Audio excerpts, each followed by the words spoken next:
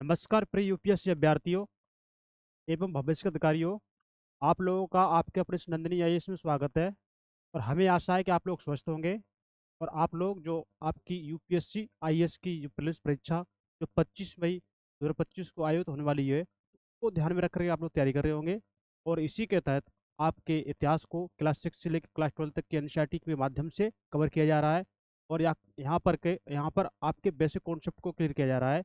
और यहाँ तक आपने देखा है कि हमारा ये क्लास 9 की एनसीईआरटी है और इससे पहले की एनसीईआरटी कवर हो चुकी है।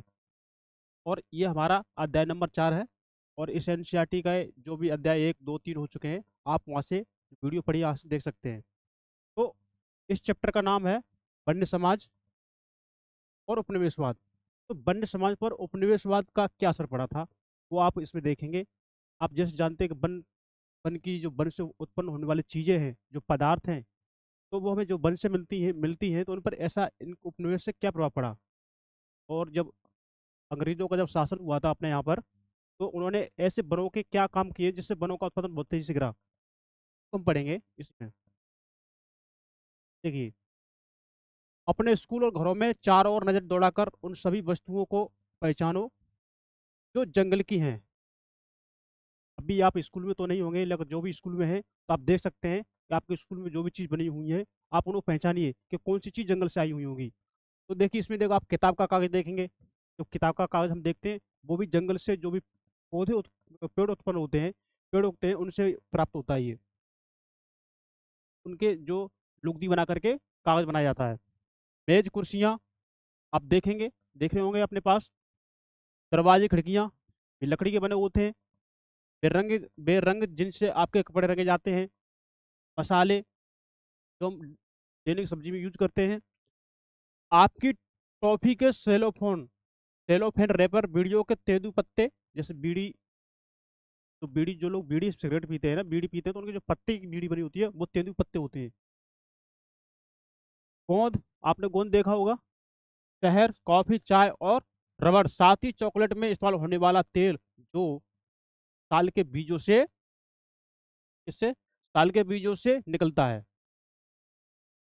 हाल से चमड़ा बनाने में इस्तेमाल होने वाला चर्म शोधक, टैनिन बोलते हैं। दवाओं के रूप में इस्तेमाल होने वाली जड़ी बूटियां, दवाई में जो जड़ी बूटियां होती है, वो ये सारी चीज कहाँ से उत्पन्न होती हैं? सारी जंगल से आती हैं। इन सबको भी हमें नहीं भूलना चाहिए। और हाँ, बांस, आप जानते हैं बांस आपने देखा होगा। जलावन की लकड़ी आपने देखी होगी, नहीं देखी होगी तो आप सुन रहे होंगे। घास देखी होगी। कच्चा कोयला, पैकिंग में उपयोग होने वाली वस्तुएं, फल फूल, पशु पक्षी, ढेरों दूसरी चीजें भी तो जंगल से ही आती हैं। जो हमने आपको बताई हैं, ये सारी कहाँ से आती हैं? आपके जंगल से आती हैं। एमेजन, या आप देखेंगे अमेजन हो गया, पश्चिमी घाट के जंगल हैं, है ना। तो एक ही टुकड़े में जो अमेजन हो गया, पश्चिमी घाट के जो भी जंगल हैं, उनके एक ही टुकड़े में कितनी पौधों की 500 अलग अलग प्रजातियां मिल जाती हैं। तो एक ही टुकड़े में पौधे की 500 अलग अलग प्रजातियां मिल जाती हैं कि ये पौधा इस किस्म का है, ये पौधा इस काम में आता है, इस पौधे से ये होता है। तो ऐसी प्रजातियां एक अमेजन और पश्चिमी घाटी के जो जंगल है, उनके एक छोटे टुकड़ी मिल जाती हैं। अब देखिए आगे, ये विविधता तेजी से लुप्त होती जा रही थी। जो विविधता है ना, जो जो एक छोटे से टुकड़ी में जो 500 अलग अलग जाति की प्रजातियां की जो पौधे मिलते हैं ना, तो वो जो विविधता है, वो धीमे धीमे क्या हो रही है? तेजी से तेजी से लुप्त होती जा रही है। और औद्योगिकरण के दौर में सन 1700 से 1955 के बीच, 1700 से लेके 1955 के बीच 139 लाख वर्ग किलोमीटर जंगल, यानी दुनिया के कुल क्षेत्रफल का 9.3% भाग औद्योगिक इस्तेमाल, खेती बाड़ी, चरागांव व ईंधन की लकड़ी के लिए साफ कर दिया गया। देखिए, आपको ये नंबर थोड़ा छोटा लग रहा होगा ना, 139 लाख वर्ग किलोमीटर क्षेत्रफल, है ना। इतना जंगल काट दिया गया। जो पूरी विश्व की जो जमीन है, भूभाग है, उसका कितना 9.3% है। अब आप इमेजिन कीजिए चीजों को कि अपने भारत का क्षेत्रफल 32,87,000 के आसपास, किलोमीटर के आसपास है। देखिए, इतना इतना क्षेत्रफल है अपने भारत का। अब इसका करीब 4 से 5 गुना 139 लाख वर्ग किलोमीटर हो रहा है। ये छोटी बात नहीं है, बहुत बड़ी बात है। अब ये हुआ क्यों? ये जंगल का सफाया क्यों किया? क्योंकि उन्हें औद्योगिकरण करना है ना, और खेती बाड़ी करनी है, चरागाह बनाने हैं, और ईंधन की लकड़ी चाहिए, इसके लिए उन्होंने जंगलों को साफ कर दिया। देखेंगे आगे। ये जो आपको चित्र में दिख रहा है, ये चित्र आप देखेंगे इसे, है ना, ये चित्र है, ये देखिए, ये छत्तीसगढ़ का एक साल वन है। छत्तीसगढ़ एक राज्य है, उसका जो साल वन है वो है। घना होने के कारण जंगल की सतह तक सूरज की रोशनी यहाँ कम ही पहुंच पाती है। इस चित्र में आप पेड़ पौधों के विभिन्न आकार और प्रजातियों को देख सकते हैं, देखिए आप इसमें।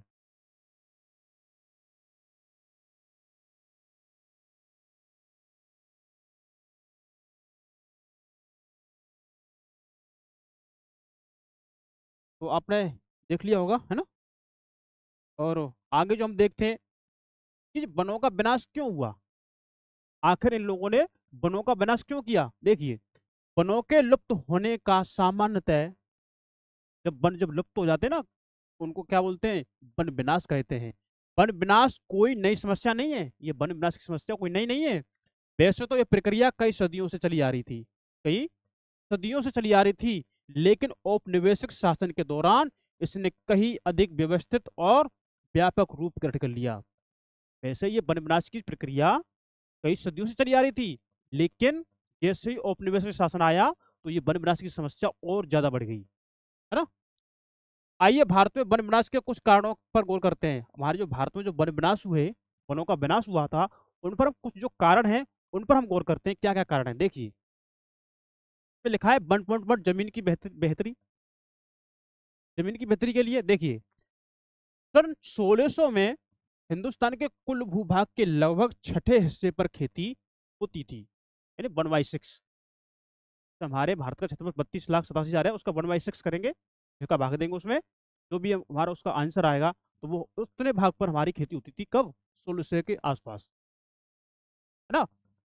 लेकिन आज ये आंकड़ा बढ़कर आधे तक पहुंच गया है।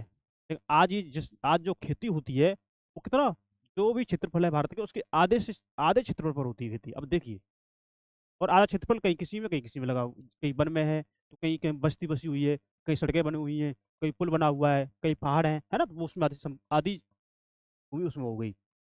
अब देखिए, इन सदियों के दौरान जैसे जैसे आबादी बढ़ती गई और खाद्य पदार्थों की मांग में भी वृद्धि हुई, भाई जब आबादी बढ़ेगी तो खाद्य पदार्थ तो चाहिए, वैसे वैसे किसान भी जंगलों को साफ करके खेती की सीमाओं को विस्तार देते गए। भाई किसान क्या करेंगे, किसान खेती को विस्तार तो करेंगे, खेती की सीमा तो बढ़ाएंगे, क्योंकि डिमांड हो रही है खाने की चीजें की, है ना। इसीलिए औपनिवेशिक काल में खेती में तेजी से फैलाव आया। औपनिवेशिक काल में क्या हुआ, औपनिवेशिक काल मतलब जहाँ अपने भारत पर जिन जिन सत्ताओं का शासन रहा है ना, आप समझ मान लीजिए औपनिवेशिक अंग्रेजों की बात हो रही है ना, तो इनके शासन काल में क्या हुआ, खेती में तेजी से फैला हुआ, क्योंकि उन्हें नीड थी खेती की, उन्हें कपास उगाना था, उन्हें गन्ना उगाना था, उन्हें चाय उगानी थी।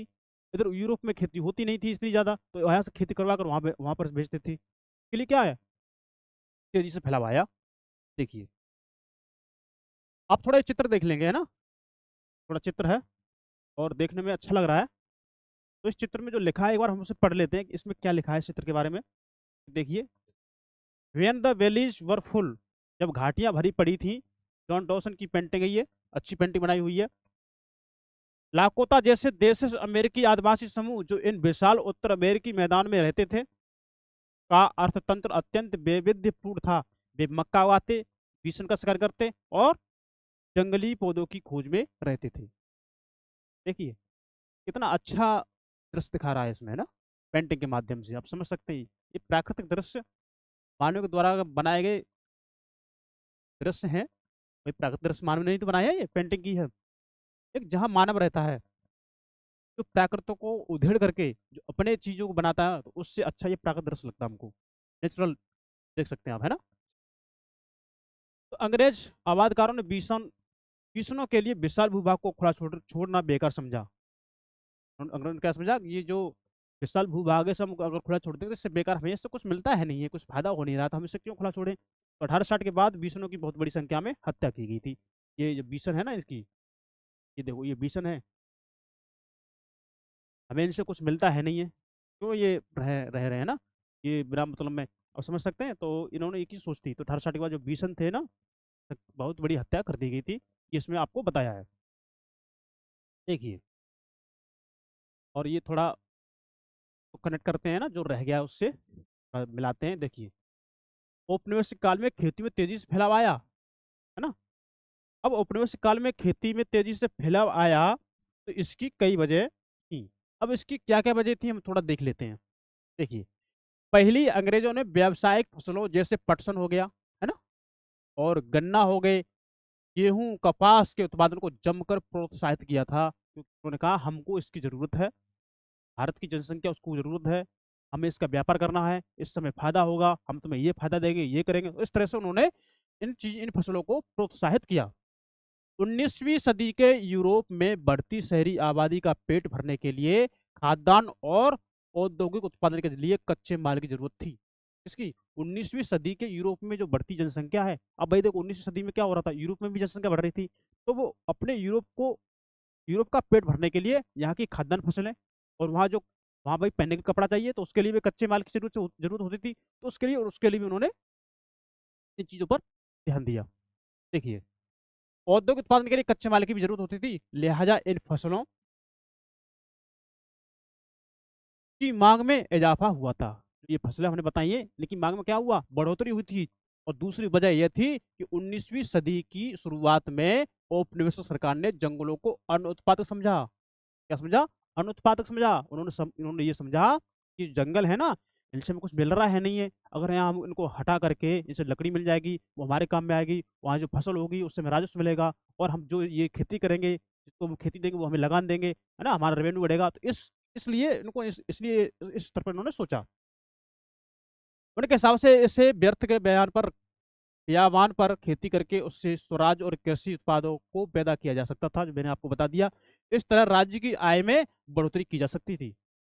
यही वजह थी कि 1880 और 1920 के बीच खेती योग्य जमीन के क्षेत्रफल में कितना, 67 लाख हेक्टेयर की बढ़त हुई थी। देखिए, 1880 से लेके 1920 के जो समय है, उसमें 67 लाख हेक्टेयर की क्या हो गई थी, खेती योग्य भूमि की बढ़त हो गई थी। देख सकते हैं काफी संख्या में थी ये।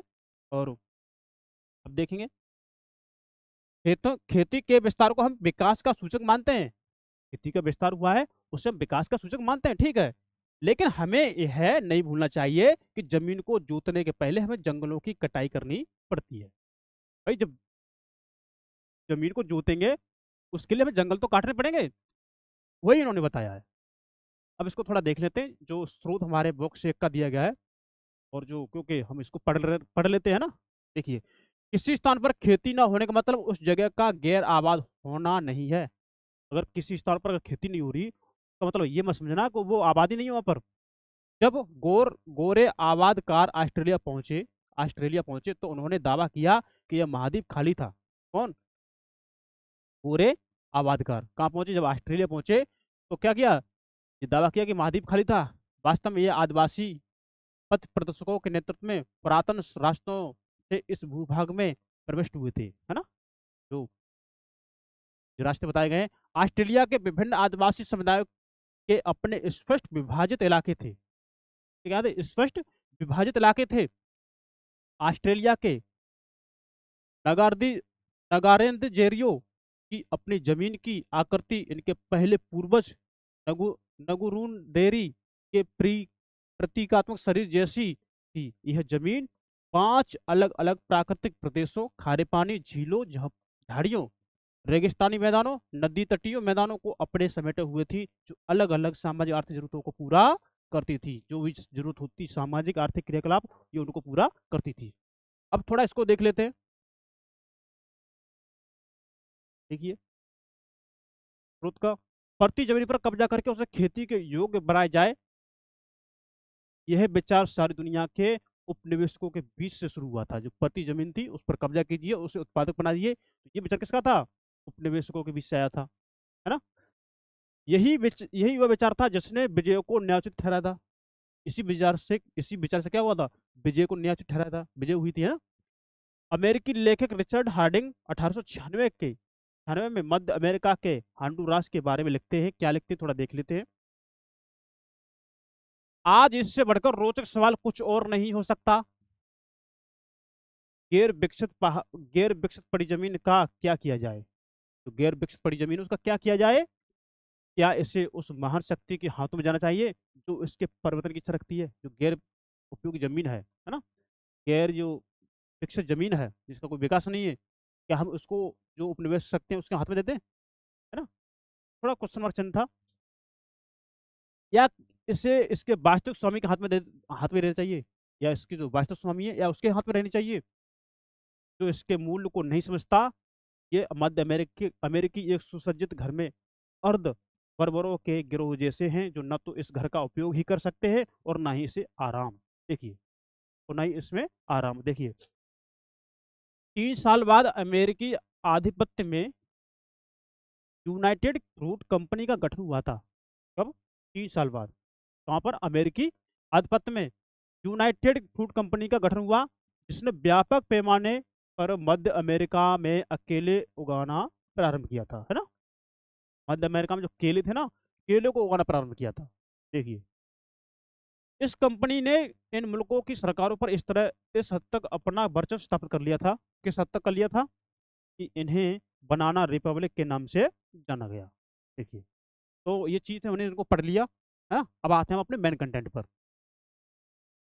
तो हमने देख लिया खेती के विस्तार को हम विकास का सूचक मानते हैं। खेती विस्तार जो हो रहा है उससे क्या विकास ही तो हो रहा है भाई, चीजें मिल रही है हमें, औद्योगिक वस्तु उसमें, औद्योगिक जो कच्चा माल चाहिए उसमें पैदा हो रहा है खेती में, हमारे खाने पीने की चीज में पैदा हो रही है खेती में, तो वो विकास का सूचक माना जाता है। लेकिन हमें यह नहीं भूलना चाहिए कि जमीन को जोतने के पहले जंगलों की कटाई करनी जरूरी होती है। अगर हम जमीन जोतेंगे उसके लिए क्या होगा? हमें जंगल काटने पड़ेंगे। ये हमें को नहीं भूलना चाहिए, ये बता रहे हैं। अब देखिए आगे क्या होता है। 1.2, पटरी पर स्लीपर, है ना? अब जो हम रेल की पटरी बिछा रहे हैं, आज हम जो रेल की पटरी देख रहे हैं ना, तो उसमें क्या होगा कि सीमेंट कंक्रीट की बनी हुई स्लीपर बिछाए जाते हैं, उसके ऊपर पटरी डाल दी जाती है रेल की, तो रेल ट्रेन भागती है, दौड़ती है। लेकिन उस समय औपनिवेश काल में क्या होता था? औपनिवेश काल में ये होता था कि जो पेड़ के जो लंबे लंबे पेड़ होते थे ना, उनको काट करके स्लीपर बनाए जाते थे जिस पर रेल की पटरियां बिछती थी। तो इस वजह से भी जंगल में कमी आई, देखते पढ़ते हैं ना इसको। देखिए, सिंह भूमि के जंगलों में साल के तनों से स्लीपरों का निर्माण, छोटा नागपुर, मई 1897 की बात है ये। रेल की पटरी है तो स्लीपर बनाने के लिए वन विभाग पेड़ों को काटने और इनसे पटरे बनाने के लिए तो आदिवासियों को नियुक्त किया करता था। किसको? आदिवासियों को नियुक्त करता था भाई, वही जंगल के बारे में जानते थे, है ना? लेकिन उनको अपने घर बनाने के लिए इन पेड़ों को काटने की अनुमति नहीं थी। मतलब स्लीपर के लिए पेड़ काटो, अपना घर मत बनाओ इनसे। ये उस समय उनकी वो रही है ना? स्लीपर का मतलब बता दिया इन्होंने। देखिए, रेल की पटरी के आर पार लगे लकड़ी के तख्ते जो पटरियों को उनकी जगह पर रोक के रखते हैं, है ना? वही बात हो रही है, देखेंगे।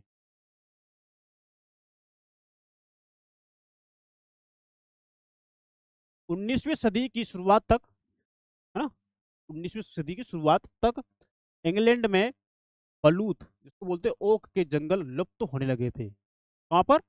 इंग्लैंड में। जब ओक या बलूत के जंगल लुप्त होने लगे थे, तो इसकी वजह से शाही नौसेना के लिए लकड़ी की आपूर्ति में मुश्किल आ खड़ी। अब भाई जब वहां जंगल ही खत्म हो गए तो जो शाही सेना है ना, तो उसके लिए लकड़ी की तो कमी होगी ना। तो मजबूत और टिकाऊ लकड़ी की नियमित आपूर्ति के बिना अंग्रेज जहाज भला कैसे बने? भाई उस समय जो अंग्रेज वहां से जो आते थे उत्तरी मार्ग से, तो उनके जहाज चाहिए थे, तो जहाज को बनाने के लिए लकड़ी चाहिए थी उनको मजबूत। वो लकड़ी है ही नहीं वहां पर, तो वो जहाज बनेंगे कैसे, है ना? और जहाजों के बिना शाही सत्ता कैसे चलाई जा सकेगी बताइए? तो जहाज ही नहीं रहेंगे तो वहाँ कोई जो जो लोग हैं वहाँ रह रहे हैं ना, शासन चला रहे हैं ना, वो यहाँ नहीं जा पाएंगे। या जहाँ जहाँ उनका कब्जा रहा है वहाँ नहीं जा पाएंगे। तो वो उनकी प्रॉब्लम आ गई थी। अब देखिए, 1820 के दशक में खोजी दस्ते हिंदुस्तान की वन संपदा का अन्वेषण करने के लिए भेजे गए। 1 दशक के भीतर बड़े पैमाने पर पेड़ काटे जाने लगे थे, है ना? वन संपदा का अन्वेषण करने के लिए, है ना, एक एक 1820 के दशक में खोजी दस्ते, है ना, खोजी दस्ते हिंदुस्तान की वन संपदा का अन्वेषण करने के लिए इनको इन्होंने भेजा था, है ना? तो और उन्होंने इसलिए भेजा था कि आप उनको वहां पर देखिए, समझिए, कि कौन से पेड़ हमको काटने हैं, कौन से नहीं काटने, हमारे लिए कौन से पेड़ उपयोगी हैं, कौन सी लकड़ी मजबूत है, कौन सी काटनी है, कौन सी नहीं काटनी है। तो इसलिए उन्होंने को यहाँ भारत हिंदुस्तान भेजा था वन संपदा का अन्वेषण करने के लिए, है ना। तो एक दशक के भीतर, दशक कितने वर्ष का होगा आपको पता है, एक दशक के भीतर बड़े पैमाने पर पेड़ काटे जाने लगे थे, मतलब एक दशक के अंदर बड़े पैमाने पर पेड़ को काटा जाने लगा, क्योंकि उन्होंने पता कर लिया हाँ कौन सा पेड़ हमारे लिए यूजफुल है, कौन सा नहीं है, कौन सा काटना कौन सा नहीं काटना। और भारी मात्रा में लकड़ी का हिंदुस्तान से निर्यात होने लगा जब उन्होंने भारी मात्रा पेड़ काटे, और भारी मात्रा में पेड़ों को काट करके लकड़ी को अपने अपने कंट्रोल में लेकर के उसका निर्यात करना शुरू कर दिया। देखिए 1850 के दशक में रेल लाइनों के प्रसार ने लकड़ी के लिए एक नई तरह की मांग पैदा कर दी। कब? 1850 के दशक में। तो रेल लाइन का जब प्रसार हो रहा था ना, जो रेल लाइनें बिछाई जा रही थी, उनका विस्तार हो रहा था, तो उसके लिए लकड़ी के लिए एक नई तरह की मांग पैदा कर दी, मतलब उसके लिए फिर लकड़ी चाहिए चाहिए ही। जब रेल की लाइन बिछेगी, उस समय कंक्रीट का ज्ञान उन्हें था नहीं, तो वो लकड़ी पर ही डिपेंड थे, तो उसके लिए क्या लकड़ी की जरूरत थी उनको। तो शाही सेना के आवागमन और औपनिवेशिक व्यापार के लिए रेल लाइनें अनिवार्य थी।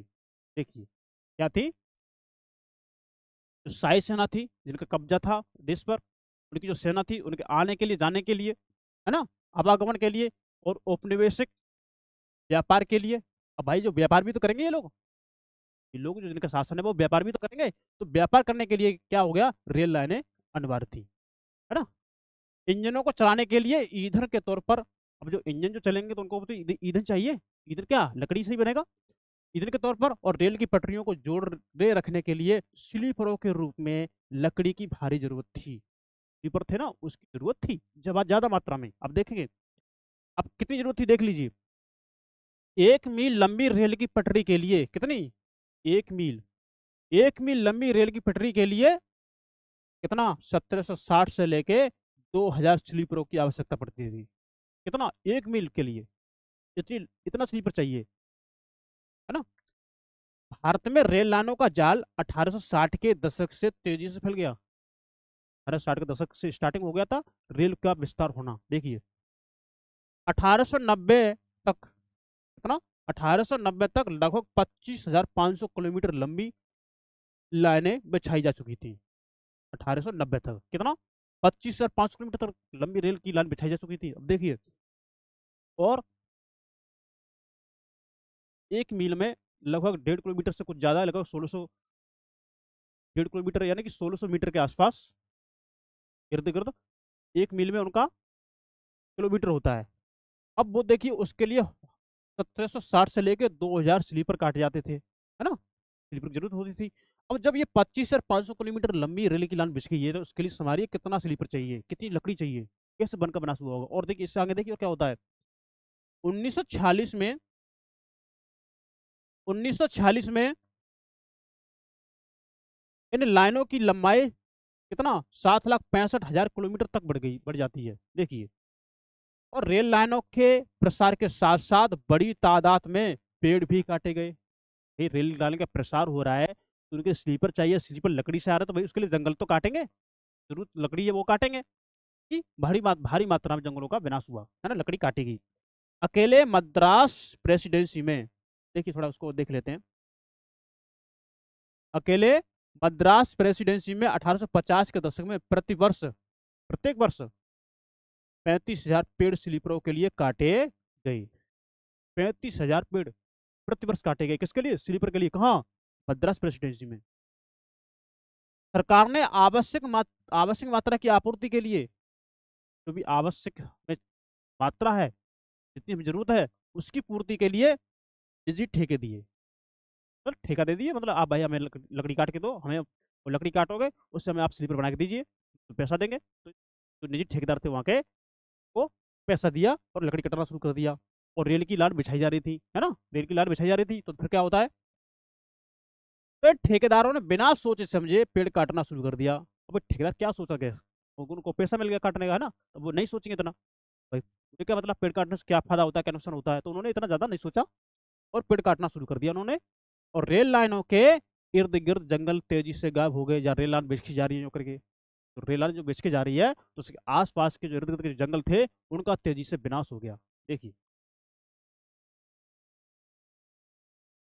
ये थोड़ा देख लेते हैं, तो आपको ये थोड़ा दिख रहा हो चित्र, है ना, थोड़ा कट रहा है, कोई दिक्कत नहीं, क्योंकि ये पीडीएफ थोड़ी फैली हुई है ना, तो उसका देख लेते हैं। ये देखो, ये जो आपको ये जंगल में जो आपको दिख रहे हैं ना, इस जंगल के आसपास की जो बीच में नदी जो बह रही है, उसमें ये आपको जो दिख रहे हैं ना, ये गट्ठर से ये बांस के गट्ठर हैं, है ना, तो वही दिखा है। बांस के बेड़े का कासालांग नदी में बहकर जाते हुए चिटगांग पर्वतीय पट्टी है ये, है ना, पर्वतीय पट्टी है, देख सकते हैं। ये बांस जा रहे हैं इसमें बहा के, है ना, नदी में। तो बांस वैसे भी तैरता है ना, ये जानते हैं ना। हमने देख लिया कि इर्द गिर्द जंगल में तेजी तेजी गायब होने लगे, कि भाई रेल की लाइन बिछ रही थी ना।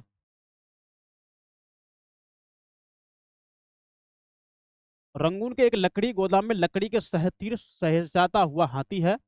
और औपनिवेशिक दौर में अक्सर हाथियों का इस्तेमाल जंगलों और लकड़ी के गोदाम में भारी भरकम लकड़ी उठाने के लिए किया जाता था, क्योंकि उस समय क्रेन वगैरह होती नहीं थी, है ना, कोई और चीज होती नहीं थी जो लकड़ी जैसे भारी सामान को उठाने के लिए काम किया जाता हो, यानी हाथियों का यूज किया जाता था उस समय, है ना, आप देख सकते हैं। तो उन्होंने दिखाया है। अब थोड़ा हम स्रोत देख लेते हैं, स्रोत का, क्योंकि भाई मैं जब दिया तो पढ़ ले रहे हैं ना, लेकिन हमें जरूरत किसकी है, मेन कंटेंट की। देखिए, मुल्तान और सुकूर के बीच इंडस वैली रेलवे नाम से लगभग 300 मील लंबी एक नई लाइन बनाई जानी थी। एक कहानी दी है, 2000 स्लीपर प्रति मील की दर से।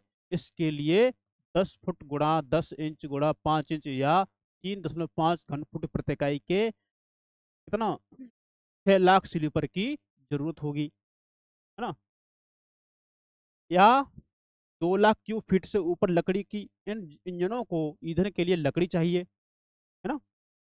दोनों तरफ प्रतिदिन एक ट्रेन व एक मन प्रति ट्रेन मील के हिसाब से सालाना 2,19,000 मन की जरूरत होगी, लकड़ी चाहिए ना।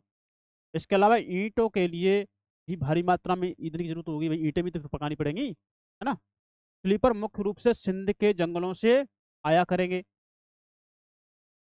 स्लीपर हैं कहाँ से, सिंध के जंगलों से आया करेंगे। यह ईंधन सिंध और पंजाब के झाऊ, जो सिंध और जो पंजाब है ना, इसके झाऊ और झांड के जंगलों से लाया गया, है ना, वहां से लाया जाना था। दूसरी नई line northern state railway Lahore से मुल्तान तक थी। कहाँ से, नॉर्दर्न स्टेट रेलवे लाहौर से कहाँ तक थी, मुल्तान तक थी।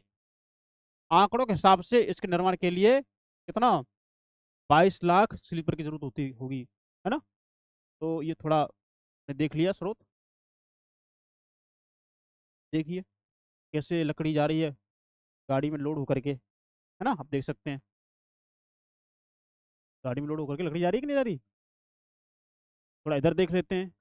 ये ईंधन की लकड़ी इकट्ठा कर घर लौटती औरतें, ये जंगल में गई हैं लकड़ी औरतें ये, और ईंधन को खाना बनाने के लिए ईंधन चाहिए, तो उसके लिए लकड़ियां लेके आ रही हैं, जंगल से वापस आ रही हैं अपने घर, है ना। और चित्र इसके बारे में बता दिया। ये इसके बारे में क्या लिखा है कि लट्ठे ले जाता हुआ ट्रक है ये, मैंने बता दिया, गाड़ी में ट्रक भरा हुआ है, तो इसके ज़्यादा हमें इससे ज़्यादा कुछ देखना नहीं है ना। और अब देखते हैं बागान। तो हमें मालूम पड़ गया कि लकड़ी की नीड क्या थी, और बंगलों जो जंगलों का जो विनाश हुआ कैसे हुआ। पहला तो जो लकड़ी की जहाज बनते थे उसके लिए जंगल जंगल की जरूरत होती थी, लकड़ी चाहिए थी, है ना, मजबूत मजबूत लकड़ी चाहिए, टिकाऊ लकड़ी चाहिए। और उसके बाद फिर उन्होंने कहा क्या क्या काम किया, जो रेलवे के लाइन जो बिछाई जा रही थी उसके लिए जरूरत थी स्लीपर की, इंजन के लिए ईंधन की जरूरत थी, उसके लिए लकड़ी चाहिए थी, है ना। और जो जो ईंट पकाते थे, जो जरूरत होती थी ईंट के लिए, उसके लिए लकड़ी जरूरत थी, तो इसके लिए उन्होंने जंगल को काटा। अब और क्या कारण हो सकता है, अब देखिए बागान। अब बागान क्या होता है थोड़ा जानेंगे। जिसको पता है उनके लिए बहुत अच्छी बात है, जिसको भी नहीं पता उनके लिए भी बहुत अच्छी बात है। जिनको पता है वो उनका रिवीजन, जिनको नहीं पता है वो सीख जाएंगे, है ना। देखिए, यूरोप में चाय कॉफी और रबड़ की बढ़ती मांग को पूरा करने के लिए, जब यूरोप में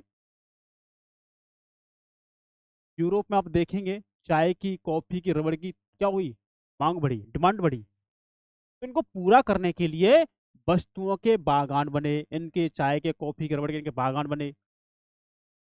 इनके लिए अभी प्राकृतिक वनों का एक भारी हिस्सा साफ किया गया। तो प्राकृतिक जो नेचुरली वन है उनका एक हिस्सा भारी मात्रा में साफ किया गया। औपनिवेशिक सरकार ने जंगलों को अपने कब्जे में लेकर उनके विशाल हिस्से को बहुत सस्ती दरों पर यूरोपीय बगान मालिकों को सौंप दिया। जो यूरोपीय जो बगान मालिक थे, जो यूरोपीय जो बगान की खेती करवाते थे, उनको जंगलों का भारी क्षेत्र, काफी क्षेत्र लेकर के उनको सौंप दिया कि लो भाई आप इसे संभालो। तो इन इलाकों की इन इलाकों की बाड़ाबंदी करके जंगलों को साफ कर दिया गया। बाड़ लगा दिए भाई, है ना, इतने इलाके में इस बगान की खेती होगी, इतने इलाके में इस बगान की खेती होगी, है ना, तो उनको जंगलों को उसको साफ कर दिया उस हिसाब से। और चाय और कॉफी की खेती उसमें की जाने लगी। तो आप समझ में आ रहा होगा कि आपको बगान के बारे में क्या समझ में आ रहा है।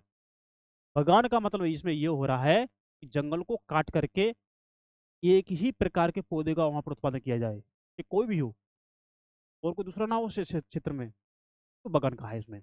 तो वो प्लेंजर ब्रांड चाय है, जो ये लोग चुस्की भर रहे हैं ना, मस्ती कर रहे हैं, चाय पी रहे हैं, तो ये चाय ऐसी आई थी जंगलों के विनाश करके, है ना। इन्हें क्या पता जंगल का विनाश हो रहा है और जंगल का विनाश होने से क्या इफेक्ट पड़ेगा, ये तो बाद में मालूम पड़ेगी कोई भी बात, है ना। तो उनके लिए नियंत्रित किया जाएगा। नियंत्रण किया, अपने फायदे के लिए किया था, और उसको देखो कैसे किया, उसको हम पढ़ेंगे। व्यावसायिक वानिकी की शुरुआत कैसे होती है। जो जो व्यवसाय जिस वन का यूज कर करके, जिस वन की लकड़ियां काट करके अपने व्यवसाय में यूज करते थे, है ना, तो उन्होंने केवल उसी को उगाया। उन्हें लकड़ी चाहिए, तो लकड़ी का ही उन्होंने वन बनाया, है ना। तो उसी की बात की गई है कि व्यावसायिक वानिकी की शुरुआत कैसे होती है, उसको थोड़ा हम देखेंगे। अच्छे टॉपिक हैं, थोड़ा समझते चलेंगे, चीजें आसान होंगी और इम्पोर्टेंट यहाँ से क्वेश्चन पूछे जाते हैं ना, क्योंकि सरकार का अभी इफेक्ट, अभी नजर किस पर है, वन संपदा पर, क्योंकि एनवायरमेंट कितना जल्दी खराब हो रहा है आपको पता है ना। पिछले खंड में हमने देखा कि जहाज और रेल की पटरियां बिछाने के लिए अंग्रेजों को जंगलों की जरूरत थी, मैं आपको बता दिया। अंग्रेजों को इस बात की चिंता थी कि स्थानीय लोगों द्वारा जंगलों का उपयोग व व्यापारियों द्वारा पेड़ों की अंधाधुंध कटाई से जंगल नष्ट हो जाएंगे। ये अंग्रेजों को इस बात की चिंता थी। अंग्रेज कह रहे थे जो वहाँ पर लोकल जो लोग रह रहे हैं, वे क्या करेंगे, स्थानीय लोग जो वहाँ पर रह रहे हैं वो जंगलों का उपयोग करेंगे, और उसका और जो व्यापारी हैं वो उन पेड़ों की अंधाधुंध क्या करेंगे, कटाई करेंगे और जंगलों को नष्ट करेंगे। ये इनका थोड़ा डर था, चिंता थी इस चीज की। इसीलिए उन्होंने डाइट्रिच ब्रेंडिश नामक जर्मन विशेषज्ञ को इस विषय पर मशवरे के लिए उन्होंने बुलाया। एक विशेषज्ञ थे, डाइट्रिच ब्रेंडिश नाम जो जर्मन विशेषज्ञ थे, इनको इस चीज पर सलाह मशवरा करने के लिए बुलाया गया था, है ना। और उसे देश का पहला वन महानिदेशक नियुक्त किया गया था, जो जर्मन विशेषज्ञ था, डाइट्रिच को, है ना। देखिए इनका क्या रोल होता है यहाँ पर, क्या भूमिका रहती है ना, कि ये क्या काम करते हैं, देखते हैं। ब्रेंडिस ने महसूस किया कि लोगों को संरक्षण विज्ञान में प्रशिक्षित करना और जंगलों के प्रबंधन के लिए एक व्यवस्थित तंत्र को विकसित करना होगा। इस संरक्षण विज्ञान क्या होता है, तो कैसे संरक्षण करना है, क्या क्या चीज जरूरी होगी, उसमें उसको ट्रेनिंग देना है। और जंगलों का जो जो प्रबंधन करेंगे उनके लिए एक व्यवस्थित तंत्र चाहिए, व्यवस्थित एक सिस्टम चाहिए, है ना। उसकी जरूरत है उनको पड़ेगी, और उसके लिए हमें उसको विकसित करना पड़ेगा, इस सिस्टम को, कि हम जंगलों का कैसे प्रबंधन करना है, कैसे संरक्षण विज्ञान में लोगों को प्रशिक्षण करना है, और जंगलों का हम प्रबंधन कैसे करेंगे, इसके लिए हमें एक व्यवस्थित तरीके से एक सिस्टम चाहिए, एक तंत्र चाहिए। वो उन्होंने उसका विकास किया, है ना। इसके लिए कानूनी मंजूरी जरूरत पड़ेगी। अब जो ये तंत्र, व्यवस्थित तंत्र स्टार्ट करेंगे ये, उसके लिए क्या कहा उन्होंने, कहा कि इसके लिए हमें कानूनी मंजूरी चाहिए, एक उसके लिए कानून चाहिए, कानून बनाना पड़ेगा, उसके लिए कानून बनकर मंजूर करना पड़ेगा, जिसको लोग फॉलो करें, जिसको ये नियम को फॉलो करें, अब ऐसा हो सकता है। वन संपदा के उपयोग संबंधी नियम तय करने पड़ेंगे। अब जो वन संपदा है, जो भी वन की संपदा है ना, उसमें कौन सी चीज उपयोग की है, कौन सी नहीं है, किसको हम यूज कर सकते हैं, किन को नहीं कर सकते, उसके लिए हमें क्या करना पड़ेगा, नियम तय करने पड़ेंगे, ये उन्होंने कहा। पेड़ों की कटाई और पशुओं को चराने जैसी गतिविधियों पर पाबंदी लगाकर ही जंगलों को लकड़ी उत्पादन के लिए आरक्षित किया जा सकेगा। उन्होंने कहा जंगल में जो भी चरवाहे होते हैं ना, वो चरवाहे कम किए जाएं, तो जो लोग ये अपने निजी स्तर पर जो पेड़ काटते हैं उसको कम कर करके ही हमें अपनी जरूरत की लकड़ी को संरक्षित किया जा सकता है, इन्होंने कहा था। इस तंत्र की अवमानना करके पेड़ काटने वाले को, अब जो ये जो तंत्र बनेगा ना, इसकी जो भी अवमानना करने करेगा, जो इस नियम को नहीं मानेगा और जो नियम को न मान करके जो पेड़ काटेगा, उस पेड़ काटने वाले को क्या होगा, देखते हैं।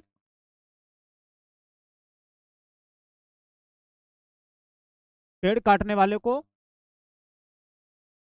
किसी भी व्यक्ति को सजा का भागी बनना होगा। जो कोई व्यक्ति अगर पेड़ काटेगा तो वो कोई भी सजा का भागी बनेगा, उसे कोई भी सजा दी जा सकती है ना। तो जो भी पेड़ काटेगा किसी व्यक्ति को सजा का भागी बनना होगा। अब जो भी सजा वो निर्धारित करेंगे, है ना, कि जुर्माना देना पड़ेगा या तुमको जेल होगी होगी, जो भी सजा होगी ना, जैसा उसने अपराध किया होगा, जैसा पेड़ काटना होगा, उस हिसाब से उन्होंने अपने कानून बनाए। इस तरह ब्रेंडिस ने 1864 में भारतीय वन सेवा की स्थापना की ना, जिसकी आज हम यूपीएससी में आईएफएस के पोस्ट के नाम से जानते हैं। तो उसकी उन्होंने, ब्रेंडिस ने 1864 में भारतीय वन सेवा की स्थापना की और 1865 के भारतीय वन अधिनियम को सूत्रबद्ध कर दिया, है ना। तो सूत्रबद्ध करने में क्या किया, सहयोग दिया था। भारतीय वन अधिनियम को सूत्रबद्ध करने में किया सहयोग किया था। इंपीरियल फॉरेस्ट रिसर्च इंस्टीट्यूट की स्थापना कहाँ हुई थी, देहरादून में हुई थी। कब, 1906 में। किसकी, इंपीरियल फॉरेस्ट रिसर्च इंस्टीट्यूट, इसे याद कर लेंगे तो आप याद कर लेंगे या इसको लिख लेंगे, आपके एग्जाम में पूछा जा सकता है ये। तो इसकी स्थापना देहरादून में हुई थी 1906 में। यहाँ जिस पद्धति की शिक्षा दी जाती थी उसे वैज्ञानिक वानिकी कहा गया, यानी साइंटिफिक फॉरेस्ट्री। अब वैज्ञानिक वानिकी क्या होती है, वैज्ञानिक वानिकी वह होती है कि उन्होंने अपने उपयोग के पहले पेड़ काट लिए, अब काट करके उन्हीं जगह पर दूसरे पेड़ों को उगाना, ये वैज्ञानिक वानिकी होगी इनकी। तो इसका उन्होंने, हाँ, इस नियम को क्या कहा, इसने को वैज्ञानिक वानिकी कहा था, है ना। लेकिन आज पारिस्थितिकी विशेषज्ञों सहित, आज की बात हो रही है, आज पारिस्थितिकी विशेषज्ञों सहित ज्यादातर लोग मानते हैं कि यह पद्धति कतई वैज्ञानिक नहीं है। जो भी पारिस्थितिकी को सिस्टम, पारिस्थितिकी जो विशेषज्ञ है ना, वो ये मानते हैं, जो वैज्ञानिक विधि मान रहे हैं ना, ये बिल्कुल वैज्ञानिक विधि नहीं है। भाई पेड़ों को काट रहे हो, कट जाएंगे, फिर तुम नए पेड़ लगाओगे, है ना, इससे क्या होगा। ये वैज्ञानिक विधि को उनको नहीं माना। वैज्ञानिक वानिकी के नाम पर विविध प्रजाति वाले प्राकृतिक वनों को काट डाला गया। देखिए, जो भी वैज्ञानिक वानिकी है ना, इनके नाम पर जो विविध प्रजाति वाले जो प्राकृतिक वन थे ना, विभिन्न प्रजाति के वन, जो प्राकृतिक नेचुरली वन होते हैं, उनको उन्होंने काट दिया और इनकी जगह सीधी पंक्ति में एक ही किस्म के पेड़ लगाना शुरू कर दिए, ये लगा दिए। जो भी, जो वैज्ञानिक वानिकी के अंदर क्या कर दिया, जो भी नेचुरली जो प्राकृतिक वन संपदा थी वो तो काट डाला और उन्होंने अपने जरूरत के पेड़ लगाना शुरू कर दिया। एक सीधे सीधे पेड़ हो, एक लाइन में हो, जो इनके उपयोग के लिए लकड़ी चाहिए वो मिल जाए उनसे, हाँ, तो उनको इन्होंने यूज किया। तो इनकी जगह सीधी पंक्ति में एक ही किस्म के पेड़ लगा दिए। इसे क्या कहा, इसे बागान कहा जाता है। वन विभाग के अधिकारियों ने जंगलों का सर्वेक्षण किया। जो वन विभाग के जो अधिकारी लोग होते हैं, उन्होंने जंगलों क्या किया, सर्वे किया। विभिन्न किस्म के पेड़ों वाले क्षेत्र की नाप जो की, तो विभिन्न किस्म के जो, अलग भाई पेड़ों की अलग अलग किस्म होती है, तो जो भी विभिन्न किस्म के जो भी पेड़ थे, उन क्षेत्रों का उसने क्या किया, नाप तोल की, है ना। और वन प्रबंधन के लिए योजना बनाई। अब भाई वन का प्रबंधन करना है ना, उसके लिए उन्होंने क्या कर दिया, योजना बनाई। उन्होंने यह भी तय किया कि बागान का कितना क्षेत्र प्रतिवर्ष काटा जाएगा। उन्होंने ये किया कि जो बागान आप जो लगा रहे हो, प्रतिवर्ष आप इसका कितना क्षेत्र काट सकते हो, ये भी इन्होंने बताया। कटाई के बाद खाली जमीन पर पुनः पेड़ लगाए जाने थे। भाई आपने कटाई कर दी, अब जमीन खाली होगी, पर पेड़ तो दोबारा लगाना पड़ेंगे ना, तो ताकि कुछ ही वर्षों में यह क्षेत्र पुनः कटाई के लिए तैयार हो जाए। इस तरह के उन्होंने कानून बनाए, है ना। देखिए, 1865 में वन अधिनियम के लागू होने के बाद, अब ये 1865 में हुआ वन अधिनियम लागू, कब हुआ था, 1865 में। तो वन अधिनियम के लागू होने के बाद इसमें दो बार तो संशोधन हुआ। अब दो बार संशोधन तो क्या क्या हुआ उसको देख लेते हैं। पहले हुआ 1878 में और फिर हुआ 1927 में, है ना। तो 1878 में क्या होता है, 1878 वाले अधिनियम में जंगलों को 3 श्रेणियों में बांट दिया गया। 1878 में जो जंगल था उसको 3 श्रेणियों में बांट दिया गया। आरक्षित, सुरक्षित व ग्रामीण। आरक्षित, सुरक्षित व ग्रामीण। सबसे अच्छे जंगलों को आरक्षित वन कहा गया। जो भी सबसे अच्छे जंगल हैं उनको क्या कहा गया? आरक्षित वन कहा गया। गांव वाले इन जंगलों से अपने उपयोग के लिए कुछ भी नहीं ले सकते थे। जो आरक्षित वन है, जो सबसे अच्छे वन है, गांव वाले अपने उपयोग के लिए, इनसे उपयोग के लिए इन जंगलों से कुछ भी नहीं ले सकते। वे घर बनाने या ईंधन के लिए केवल सुरक्षित या ग्रामीण वनों से ही लकड़ी ले सकते थे। इन्होंने ये नियम बना दिया, संशोधन किया उन्होंने, और इन्होंने ये नियम बना दिया, है ना। थोड़ा चित्र उसको देख लेते हैं। देखिए, the imperial forest school Dehradun, Bharat की बात हो रही है। ब्रिटिश साम्राज्य में खुला पहला ये वानिकी स्कूल था, है ना। तो देख सकते हैं। वैज्ञानिक वानिकी का मतलब बता दिया उन्होंने। जो वैज्ञानिक वानिकी है उसका उन्होंने मतलब बता दिया। देखिए, वन विभाग द्वारा पेड़ों की कटाई, जिसमें पुराने पेड़ काटकर उन्हीं की जगह नए पेड़ लगाए जाते हैं, जो मैंने आपको पहले ही बता दिया था, है ना। तो अब देखिए, लोगों का जीवन कैसे प्रभावित हुआ इन चीजों से। लोगों का जीवन कैसे प्रभावित हुआ इन चीजों से, वो देखते हैं हम। देखिए, एक अच्छा जंगल कैसा होना चाहिए, इसके बारे में वनपालों और ग्रामीणों के विचार बहुत अलग थे। जो वनपाल होते हैं उनको, वनों की रक्षा करते हैं, है ना, और ग्रामीण, इनके विचार बहुत अलग थे। एक अच्छा जंगल कैसा होना चाहिए, जहाँ एक तरफ ग्रामीण अपनी अलग अलग जरूरतों की चीजों के लिए, आगे देखते हैं, चीजों के लिए, चीजों जैसे जैसे ईंधन हो गए, चारा, पत्तों की पूर्ति के लिए वन में विभिन्न प्रजातियों का मेल चाहते थे। वो चाहते थे कि वन में विभिन्न प्रजातियां होनी चाहिए उसमें।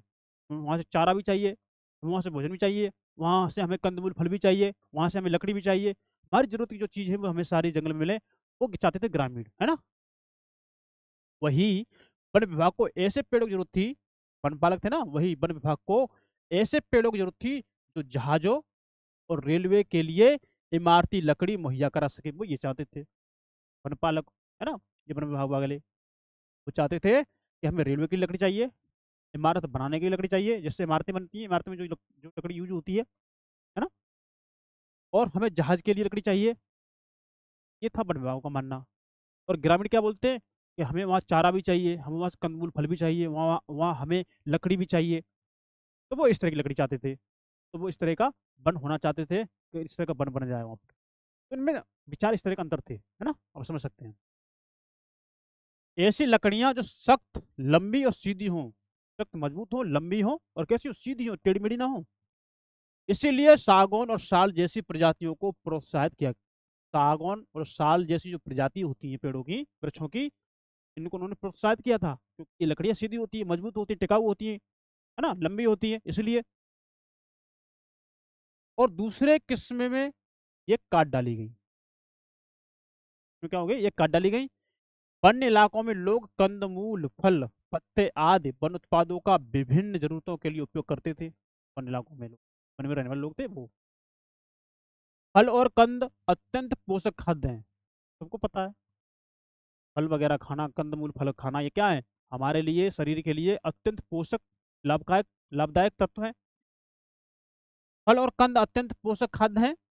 विशेषकर मानसून के दौरान जब फसल कटकर घर ना आई हो, दवाओं के लिए जड़ी बूटियों का इस्तेमाल होता है। सही बात है, दवाओं के लिए जड़ी बूटियों का इस्तेमाल होता है। लकड़ी का प्रयोग हल जैसी खेती के औजार बनाने में किया जाता है। उसमें लकड़ी के हल बनते थे, है ना, खेती में यूज होने वाले। लकड़ी का प्रयोग हल जैसी खेती के औजार बनाने में किया जाता था। बहुत से बांस से बेहतरीन बाड़े बनाई जा सकती थी। जो बांस है ना, आपने बांस देखे होंगे जंगलों में, या अपनी बांस जो अपने खेतों पे लगा देते हैं। बांस एक लंबा होता है, पतला होता है, जिससे क्या बनते थे, बेहतरीन बाड़े बनाए जाते थे। उस बाड़े में चाहे जानवरों को बांध दो, या आप अपना उससे कुछ भी बना लो, है ना, छप्पर वगैरह, झोपड़ी वगैरह, है ना, जो बना सकते हो आप, यूज होते थे। इसका उपयोग छतरी, टोकरी बनाने के लिए भी किया जा सकता था। इसका, बांस का। सूखे हुए कोम्बड़े के खोल का प्रयोग पानी की बोतल के रूप में किया जा सकता था। बांस का कुमड़ा होता है ना, उसका उपयोग, जो सूख जाता था उसका उपयोग पानी पीने के लिए बोतल जैसे यूज कर सकते थे, है ना। जंगलों में लगभग सब कुछ उपलब्ध है। जंगल में क्या है? जंगलों में सब कुछ उपलब्ध है। पत्तों को जोड़ जोड़ कर खाओ फेंको किस्म के पत्तल और दोने बनाए जाते थे। आपने अभी भी चलती है गाँव में, जब दावत वगैरह होती है या कोई विशेष कार्यक्रम होता है जिसमें अब लोगों को बैठाकर दावत खिलाते हैं, खाना खिलाते हैं, तो जो दोना पत्तल होते हैं ना, कागज जिसके पत्ते बने हुए, बस सही भी है वैसे भी वो। उस पर खाओ, उसको फेंक दो, जला दो, या नहीं जले तो वो मतलब गल सड़ के वो सही हो जाते हैं। लेकिन अभी के जो प्लास्टिक के जो बने हुए हैं उनको समझ सकते हैं, वो गलते नहीं है, उड़ के इधर उधर जाते हैं, जलाओगे तो पोल्यूशन फैलेगा ना, तो वो क्या समझ सकते हैं, वो हम इस चीज के बारे में आगे से बात करेंगे विस्तार से, है ना। इत्यादि की लताओं से रस्सी बनाई जा सकती थी। जो लताएं होती है ना, उससे रस्सी बनाते थे। तैमूर, जो सूती रेशम की कांटेदार छाल पर सब्जियां छिली जा सकती थी। सब कुछ काम होते थे जंगलों से। देखिए, महुए के पेड़ से खाना पकाने और रोशनी के लिए तेल निकाला जा सकता था, महुए के पेड़ से, है ना। और ये थोड़ा देख लेते हैं। देखिए, सूखे हुए तेंदू पत्ते, जंगलों में रहने वाले बहुत सारे लोगों के लिए तेंदू के पत्तों की बिक्री आय का एक प्रमुख साधन है। हमने इसको देख लेंगे, है ना। जो तेंदू पत्ते से वाकई चलती थी आजीविका, उसको थोड़ा पूरा ही पढ़ लेते हैं। प्रत्येक बंडल में लगभग 50 पत्ते होते थे, है ना। और एक व्यक्ति कठिन परिश्रम करके एक दिन में ज्यादा से ज्यादा 100 बंडल इकट्ठा कर सकता था। और बच्चे, महिलाएं और वृद्ध ही मुख्यतः पत्ते इकट्ठा करते थे। तो वहां से जो आजीविका चलती थी ना लोगों की, वो उन्होंने वहां पर बता दी। और इसको थोड़ा आगे देख लेते हैं। ये अच्छा चैप्टर है ना, अच्छा चैप्टर है। अब जब आप हमारे साथ इसको पढ़ लेंगे ना सही से, हम सही से ही पढ़ा रहे हैं आप लोगों को, जब पढ़ लेंगे आप लोग, तो क्या होगा, आप लोगों की समझ विकसित हो जाएगी। और जब जैसे आप, जब आपको एडवांस में जब लिया जाएगा, तो फिर आपको ज़्यादा चीज़ नहीं बतानी पड़ेगी, वो चीज़ आप खुद समझ में आने लगेगी। यदि आपको थोड़ी भूल भी जाते हैं ना, तो थोड़ा उसको हिंट देना पड़ेगी, बस आपको समझ में आ जाएगा। इसलिए आप पढ़ने का समझेंगे महत्व क्या है इसको। देखिए, एक चित्र ये है, 14 है, ये वाला है ना, ये वाला। उन्होंने कहा है, क्या कहा है, कि खलिहानों से अनाज लाते लाते हुए लोग हैं, मतलब ये अनाज को लेके आ रहे हैं, उनको दिखाया गया है ना खलिहान से। खलिहानों से पुरुष टोकरियों में अनाज ला रहे थे। टोकरी किससे बनती है? बांस से, हाँ, ये वन संपदा उससे तो बन रही है। पुरुष अपने कंधे के आर पार एक छड़ी को बांधे टोकरियों को लाते हैं, और छड़ी बांधे हुए हैं, तो ये किसकी है? लकड़ी की है ना। कहाँ से? वन से लाई जाती है। जबकि औरतें टोकरियों को अपने सिर पर रख लाती हैं। मैं तो देख लियो वन संपदा क्या महत्व है ना। आगे देखते हैं। वन अधिनियम के चलते देश भर में गांव वालों की मुश्किलें बढ़ गई थी। जब वन अधिनियम आया, तो इस वन अधिनियम से क्या हुआ कि देश भर में जो गांव वाले थे ना, गांव के लोग, इनकी मुश्किल थी, इनकी मुश्किलें हो गई, इनकी मुश्किलें बढ़ गई थी, इनकी मुश्किलें और ज्यादा खराब हो गई थी। इस कानून के बाद घर के लिए लकड़ी काटना, भाई गांव में लोग रह रहे, तो उनको लकड़ी चाहिए अपने काम करने के लिए, है ना। अपना लकड़ी बना रहे हैं या कुछ और चीज बना रहे हैं, तो लिए उनको चाहिए लकड़ी। लकड़ी कहाँ मिलेगी? जंगल में।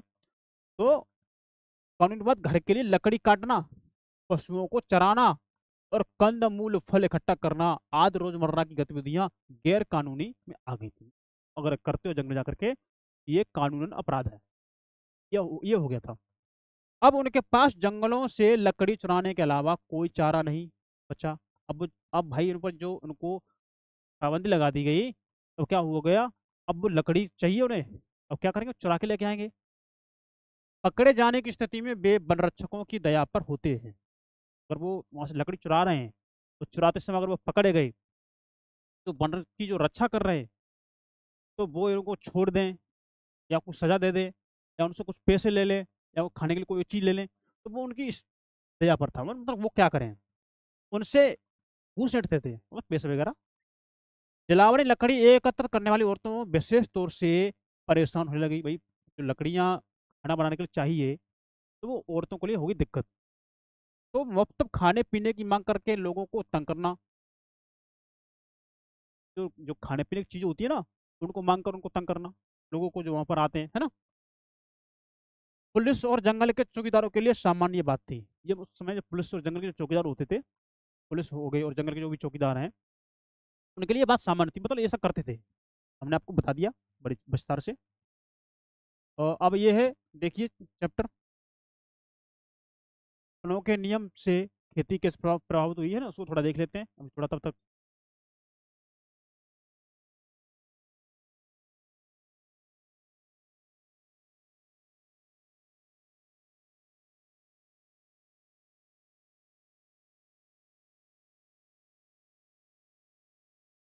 देखिए, वनों के नियम से खेती कैसे कैसे प्रभावित हुई थी, तो वनों के जो नियम है उनसे खेती पर क्या प्रभाव पड़ा उसको हम देखते हैं। देखिए, यूरोपीय उपनिवेशवाद का सबसे गहरा प्रभाव झूम या घुमंतू खेती की प्रथा पर दिखाई पड़ता है। तो जो जो भी झूम खेती होती थी या जो भी घुमंतू खेती होती थी, उसकी जो प्रथा थी, उस पर इस वन नियमों का असर पड़ा, है ना।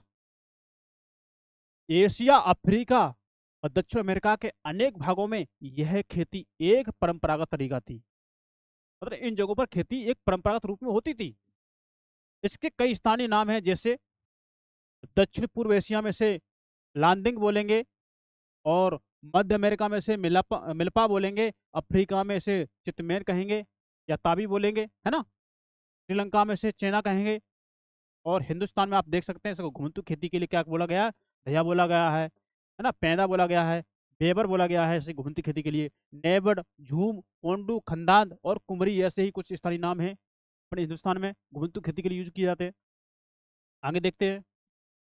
घुमंतू कृषि के लिए जंगल के कुछ भागों को बारी बारी से काटा और जलाया जाता था।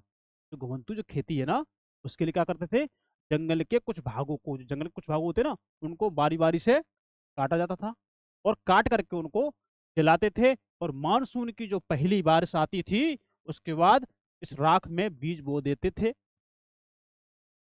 जंगल को काटा, जलाया, राख हुई, और जब मानसून की पहली बारिश आई, मानसून की बारिश आने के बाद उसमें क्या करते, बीजों को उसमें डाल दिया। आगे क्या होता है, और अक्टूबर नवंबर में ये फसल काट ली जाती है। इन खेतों पर दो एक साल खेती करने के बाद इन्हें 12 से 18 साल तक के लिए परती छोड़ दिया जाता था। उन्होंने वहां पर एक दो बार खेती की, एक दो बार खेती करने के बाद उस जगह को उन्होंने 12 से लेकर 18 साल तक ऐसे ही छोड़ दिया परती के लिए, क्योंकि वहां पर फिर दोबारा बल वृक्ष हो गए, है ना, बड़े बड़े होंगे, फिर उनको काटेंगे, मतलब ये प्रक्रिया चलती रहती है उनकी, जिससे वहां फिर से जंगल पनप जाए। इन भूखंडों में मिश्रित फसलें उगाई जाती हैं। भूखंड हो गए ना, इनमें कैसी मिश्रित फसलें उगाई जाती हैं, जैसे मध्य भारत और अफ्रीका में ज्वार बाजरा।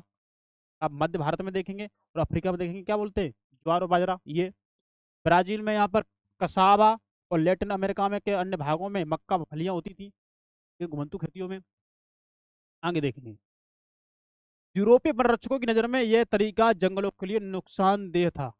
यूरोप के जो भी वनरक्षक थे, हाँ, यूरोप के जो वनरक्षक थे, उनकी नजरों में ये घुमंती खेती होती थी, ये मानते थे ये तरीका इनका नुकसानदेह है, जंगलों के लिए नुकसान पहुंचा रहे हैं ये, है ना। उन्होंने महसूस किया कि यहाँ कुछ एक सालों के अंतर पर खेती की जा रही है हो, ऐसी जमीन पर रेलवे के लिए इमारती लकड़ी वाले पेड़ नहीं उगाए जाएंगे। उन्होंने का मानना था कि जहां जहां ये खेती की जा रही है, उन जगहों पर कुछ साल तक रेलवे बिछाने के लिए जो लकड़ी चाहिए वो नहीं उगेगी, है ना। और ये थोड़ा देख लेते चित्र, एनसीईआरटी में चित्र ज्यादा होते हैं ना समझाने के लिए। देखिए, टोंगियो खेती एक ऐसी व्यवस्था थी जहां किसानों को कुछ समय के लिए बागानों में ही खेती करने की आदत आ जाती थी। टोंगियो खेती, है ना। 1921 में बर्मा के थर्रावाड़ी डिवीजन से लिए गए इस चित्र में किसान धान बो रहे हैं। क्या कर रहे हैं, किसान धान को बो रहे हैं। लोहे के छोर वाले लंबे बांसों की सहायता से पुरुष धरती में छेद बनाते थे, औरतें प्रत्येक छेद में धान बोती थी। बता दिया उन्होंने, है ना। खेती देख समझ रहे होंगे आप लोग।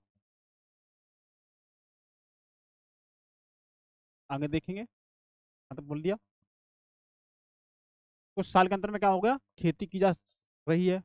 ऐसी जमीन पर रेलवे के लिए इमारती लकड़ी वाले पेड़ नहीं उगाए जा सकते, परंतु खेती जहाँ हो रही है उस जगह की बात हो रही है। देखिए कैसे कर रही है, जंगल के पैदा या पौधे हिस्सों को जलाना, है ना। परंतु खेती में जंगलों को साफ किया जाता है, उन्होंने साफ कर दिया। सामान्यतः चट्टानों की ढलानों पर पेड़ों को काटने के बाद राख के लिए इन्हें जला दिया जाता है। इसके बाद इस क्षेत्र में फिर बीज बिखेर दिए जाते हैं और वर्षा से सिंचाई के लिए इन्हें छोड़ किया जाता है, देखिए इसमें आग के द्वारा इनको जलाया जा रहा है। भाई इनसे थोड़ा बहुत पोल्यूशन तो होता होगा ना, थोड़ा बहुत ज़्यादा ही पोल्यूशन होता होगा, है ना, जंगलों में। और वो जंगल है, वहाँ पर जंगल एरिया, तो वो उनको मेंटेन कर लेते होंगे।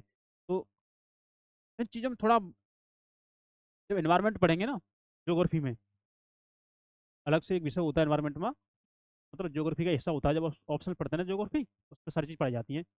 तो उसमें चीज़ें, हम इनको चीज़ें जो है इनको डिटेल से पढ़ेंगे, विस्तार से पढ़ेंगे, है ना। तो इससे अभी थोड़ा ज़्यादा डिटेल में नहीं जाना, जहाँ जैसी नीड है उसके हिसाब से पढ़ते चल रहे हैं। साथ ही जंगल जलाते समय बाकी बेशकीमती पेड़ों की भी फैलती लपटों की चपेट में आ जाने का खतरा बड़ा रहता होगा। मतलब ये जंगल जब जलाते हैं, बाद में जो बेशकीमती जो चीजें हैं वो भी जल जाती होंगी।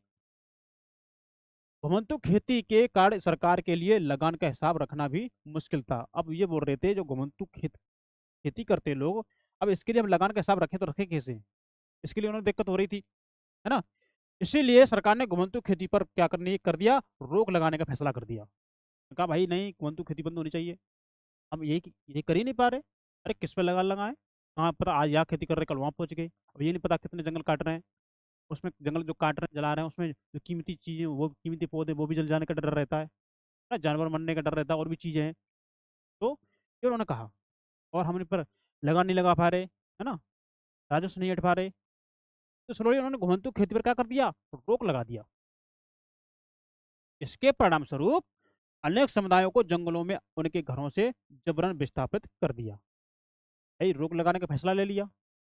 तो रोक लगाने का फैसला लिया, वहाँ पर जंगलों में जो अनेक घर थे ना, तो उन घर में जो रहने वाले जो लोग थे उनको क्या क्या कर दिया, जबरदस्ती से हरा, भाई जैसे भागो यहाँ से, जाइए आप, जबरदस्ती से विस्थापित कर दिया, जाइए यहाँ से और दूसरी जगह जगह बसिए, है ना।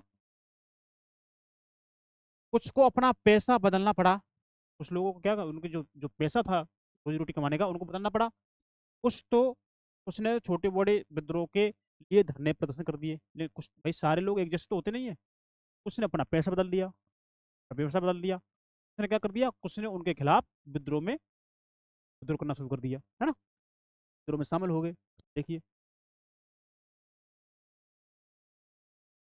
कहाँ भाग, ओ, शिकार की आजादी किससे किससे थी, शिकार की जो आजादी थी वो किसको थी, इस पर थोड़ा क्वेश्चन मार्क चिन्ह है, थोड़ा देख लेते हैं। और इससे पहले हम थोड़ा ये देख लेंगे, तो कोई ये बालक है ये, है ना, उम्र कितनी होगी आप देख पा रहे होंगे इस बालक की। ये मछली मारने वाला लड़का है, ये मारता है। अब ये उपकरण देखेंगे आप, ये देखेंगे, ये है तो लकड़ी का ही, ये पीछे टोकरी सी है, ये इसमें क्या बोलते हैं, जाल से बना हुआ है किसी का, है ना, ये भी लकड़ी का है। तो लकड़ी कितनी कितनी उपयोगी थी उन लोगों के लिए।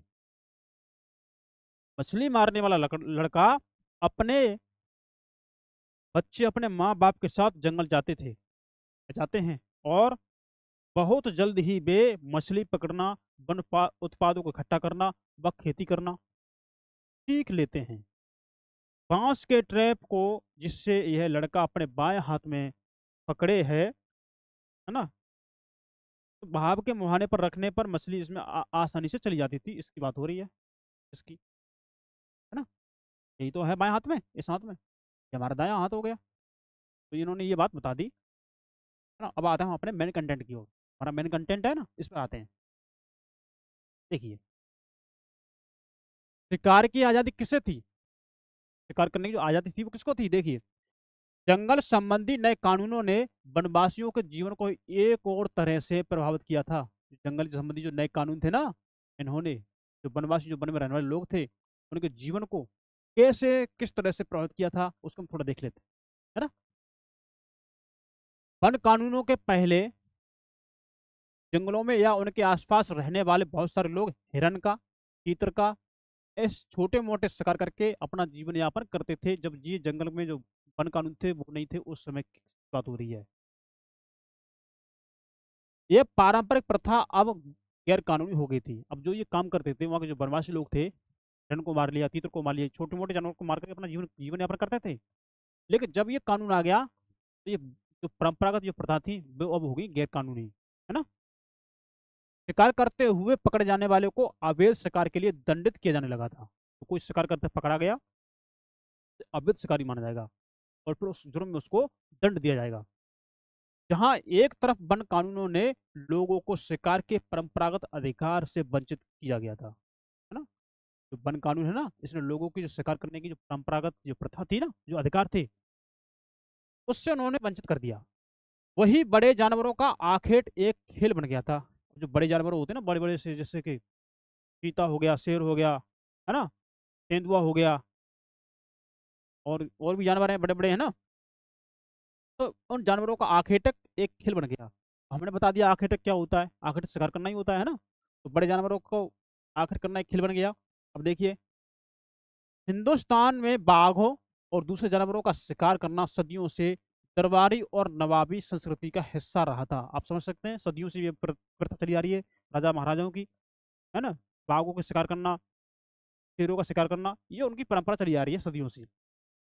अनेक मुगल कलाकृतियों में शहजादे या शहजादों और सम्राटों को शिकार का मजा लेते हुए दिखाया गया है। मतलब अनेक आपने मुगल कलाकृतियां देखी होंगी, जो शहजादे हैं या जो सम्राट हैं, उनको शिकार करते हुए दिखाया गया है। मतलब उनको शौक था उस समय शिकार करने का, मतलब उनका एक तरह से फिल्म मानते थे वो लोग।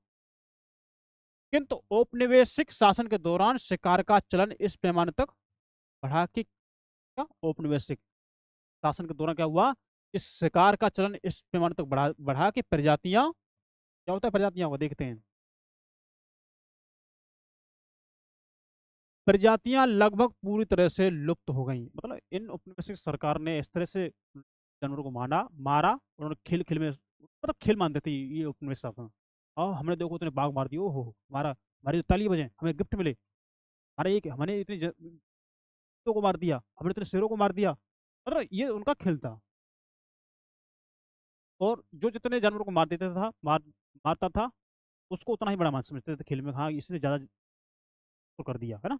वही सिस्टम था। अंग्रेजों की नजर में बड़े जानवर जंगली, बर्बर और आदि समाज के प्रतीक चिन्ह थे। जो भी जंगल में जो भी बड़े जानवर थे, वो बोलते थे ये आदि समाज ने आदिवासियों के प्रतीक हैं ये, है ना।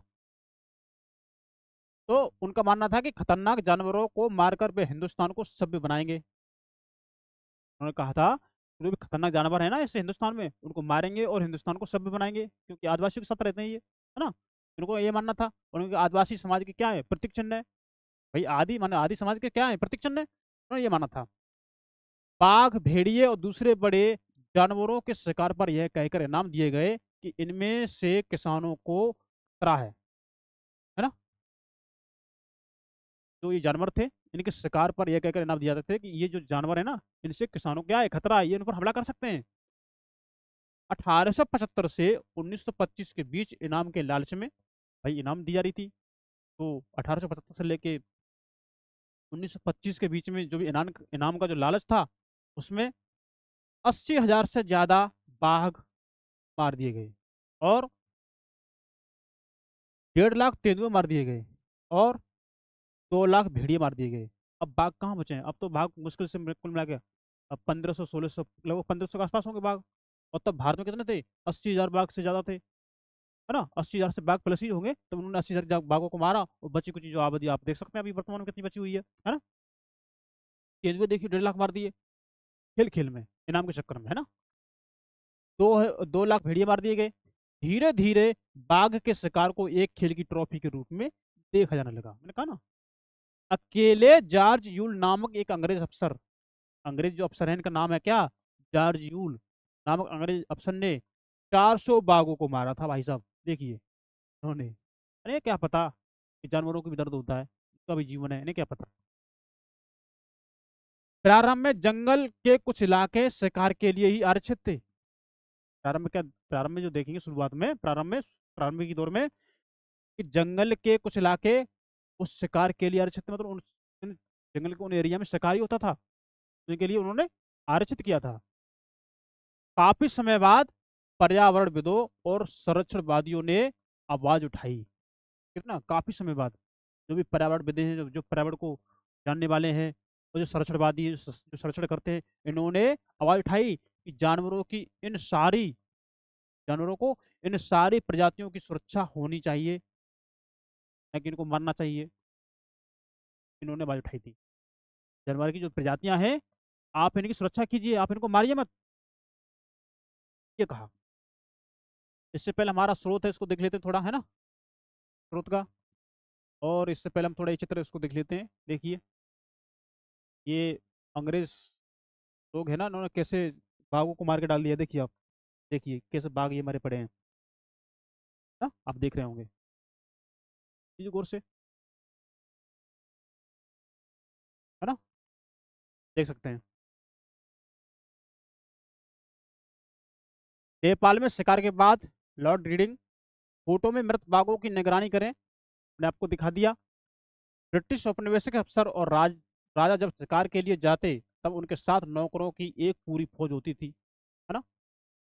गांव के कुशल शिकारी हाका लगाते थे और साहब को बस गोली भर चलाना होता था। वो हाक मार देते थे और साहब क्या करते, गोली मार देते थे। देखो कितने ये इसमें बाघ शेर मरे पड़े हुए हैं। देखिए, देख सकते हैं, बाघों की गिनती आप कर सकते हैं ना। अब ये स्रोत का इसको देखेंगे। बेगा मध्य भारत का एक वन समुदाय है, मध्य भारत का। 1892 में जब उनकी घोंतु खेती पर रोक लगा दी गई, तब उन्होंने सरकार को यह याचिका दी, क्या कहा कि हर रोज हम फाका करते हैं क्योंकि हमारे पास खाने का अनाज नहीं है, इसलिए हमारे पास सिर्फ एक ही दौलत है और वह है हमारी कुल्हाड़ी। हमारे पास अपने तन ढकने को कपड़े नहीं है, आग ताप कर हम ठंडी रातें गुजारते हैं, ये उन्होंने कहा। आगे देखते हैं। हम अब खाने के लिए मर रहे हैं, हम कहीं जा भी नहीं सकते। हमने ऐसी क्या गलती की है कि सरकार हमारी परवाह नहीं करती। सरकार से कैदियों को जेलों में पर्याप्त भोजन दिया जाता है, घास उगाने वाले को भी उनकी जमीन से बेदखल नहीं किया जाता। लेकिन हम जो यहाँ कई पीढ़ियों से रह रहे हैं, हमें सरकार हमारा अधिकार क्यों नहीं देती, ये उन्होंने कहा है। और अब थोड़ा इसको आगे देखते हैं अपने मेन कंटेंट की ओर। देखिए, नए व्यापार, नए रोजगार और नई सेवाएं, तो थोड़ा देख लेते हैं। जंगलों पर वन विभाग का नियंत्रण स्थापित हो जाने से लोगों को कई तरह के नुकसान हुए। जो भी जंगल थे, इन पर वन विभाग का नियंत्रण हो गया, तो इनका नियंत्रण जब हो गया ना, तो इससे क्या हुआ कि लोगों को कई नुकसान हुए। तो उनको थोड़ा देख लेते हैं, ठीक है। लेकिन कुछ लोगों को व्यापार के नए अवसरों का लाभ भी मिला। कई समुदाय अपने परंपरागत पैसे छोड़कर वन उत्पादों का व्यापार करने लगे, क्योंकि कुछ व्यापारी को लाभ हो रहा था, इसलिए उन्होंने जो परंपरागत जो व्यवसाय थे उनको छोड़ दिया, और जो वन उत्पाद होते थे उनका व्यापार करना उन्होंने शुरू कर दिया था, क्योंकि वो फायदा हो रहा था। महज हिंदुस्तान ही नहीं बल्कि दुनिया भर में कुछ ऐसा, आगे देखते हैं, ऐसा ही नज़ारा दिखता है। उदाहरण के लिए 19वीं सदी के मध्य में ऊंची जगहों पर रहकर मैन्योक उगाने वाले ब्राजील अमेजोन के बुंदरुक समुदाय के लोगों ने व्यापारियों को रबड़ की आपूर्ति के लिए जंगली रबड़ के वृक्षों से लेटेक्स एकत्र करना प्रारंभ कर दिया था। तो इसकी कहानी, इसको थोड़ा हम देखेंगे। ये कहानी, उन्होंने जबरदस्ती से रबड़ की खेती करवाई थी इन लोगों ने ना। तो कालांतर में वे व्यापार चौकियों की ओर नीचे उतर आए और पूरी तरह व्यापारियों पर निर्भर हो गए ये लोग। अब इसको पढ़ने से पहले आगे हम इसको थोड़ा कहानी देख लेते हैं, इसको कि हमको समझ में आ जाएगी चीज। देखिए, पुतमायों में रबड़ की निकासी कैसे हो रही थी। दुनिया भर में बागानों में काम की स्थितियां भयावह थी, है ना। अमेजोन के पटमायो क्षेत्र में पेरुवियन रबड़ कंपनी थी, के द्वारा रबड़ की निकासी हुई, तो तोतोस कहे जाने वाले स्थानीय इंडियनों की बेगार पर निर्भर थी।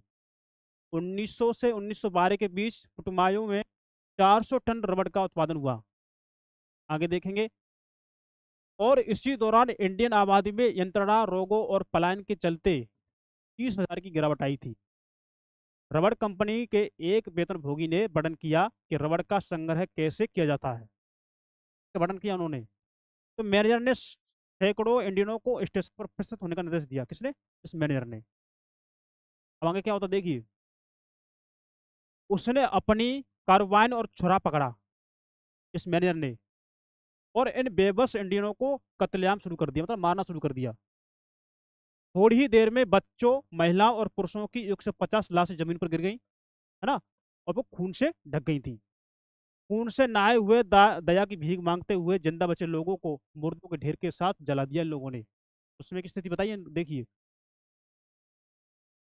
है ना। और मैंने चिल्लाया क्या कि मैं उन सभी इंडियनों को खत्म कर देना चाहता हूँ जो रबड़ लाने के लिए दिए गए मेरे आदेश को नहीं मानते। ये कहानी है इसमें। मतलब जबरदस्ती करवाते थे खेती ये लोग, और समझ सकते हैं। अब इससे चलते हम आगे की ओर ना। अब देखिए, हिंदुस्तान में वन उत्पादों का व्यापार कोई अनोखी बात नहीं थी। जो वन उत्पाद का जो व्यापार था वो कोई अनोखी बात नहीं थी आपके हिंदुस्तान में। मध्यकाल से ही आदिवासी समुदाय द्वारा बंजारा आदि घुमंतु समुदायों के माध्यम से हाथियों, दूसरे सामान जैसे खाल, सींग, रेशम के कोए, हाथी दांत, बांस, मसाले, रेसे, घास, गोंद और राल के व्यापार के सबूत मिलते हैं। जो बंजारे लोग होते हैं गांव गांव घूम घूम करके इसका व्यापार करते थे। ये बात उन्होंने इसमें बता दी। लेकिन अंग्रेजों के आने के बाद व्यापार पूरी तरह सरकारी नियंत्रण में आ गया। अंग्रेज आ गए और व्यापार पहुंच गया पूरी सरकार के कंट्रोल में। ब्रिटिश सरकार ने कई बड़ी यूरोपीय व्यापारिक कंपनियों को विशेष इलाकों में वन उत्पादों के व्यापार की इजारेदारी सौंप दी गई थी। एक आध घर दे दिया गया था। स्थानीय लोगों द्वारा शिकार करने और पशुओं को चराने पर बंदिशें लगा दी थी। जो स्थानीय लोग थे न तो शिकार करेंगे, है ना, और ना ही पशुओं को वहां पर चराएंगे, इसकी रोक लगा दी थी।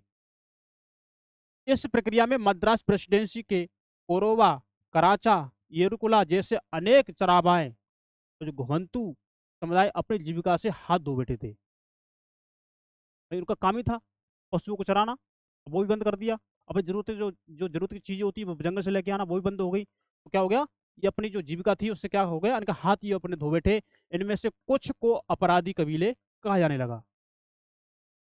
और ये सरकार की निगरानी में फैक्ट्रियों, खदानों व बागानों में काम करने को मजबूर हो गए। यहाँ फैक्ट्रियां लिखा हुआ है ना, तो इनको जो इनको लिए इनको ले जाया गया कि ये लोग फैक्ट्री में काम करें, खदानों में काम करें जहाँ से कोयला वगैरह निकाला जाता है, बागान, जहाँ बागान जो एक एक विशेष प्रकार की खेती होती है वहाँ पर काम करें। तो उनको सस्ते सस्ते मजदूर मिल जाते थे। भाई उनकी जो उनकी आजीविका थी वो उन्होंने खत्म कर दी। तो वो कम पैसे पर काम करने के लिए तैयार हो जाते थे इस वजह से, है ना, के लिए वो मजबूर हो गए। अब काम के नए अवसरों का मतलब यह नहीं था कि उनकी जीवन स्थिति में हमेशा सुधार ही हुआ हो। ये नहीं था उनका मतलब। असम के चाय बागानों में काम करने के लिए झारखंड के संथाल और ओराव व छत्तीसगढ़ के गोंड जैसे आदिवासी मर्द व औरतों दोनों की भर्ती की गई थी। आदिवासी जो लोग थे, पुरुष स्त्री दोनों की भर्ती की गई थी अपने काम कराने के लिए, है ना। अब देखिए, उनकी मजदूरी बहुत कम थी, मतलब कम पैसे पर काम किया कराते थे वो लोग। और कार्य परिस्थितियां उतनी ही खराब हैं उनके। उन्हें उनके गांव से उठाकर भर्ती तो कर लिया गया था, लेकिन उनकी वापसी आसान नहीं थी। तो उनको भर्ती तो कर लिया, तो गांव नहीं लौट पाते थे। मतलब बड़ी आते तो बड़ी मुश्किल से, मतलब उनको छुट्टी नहीं मिलती थी। ये कहने का मतलब ये है।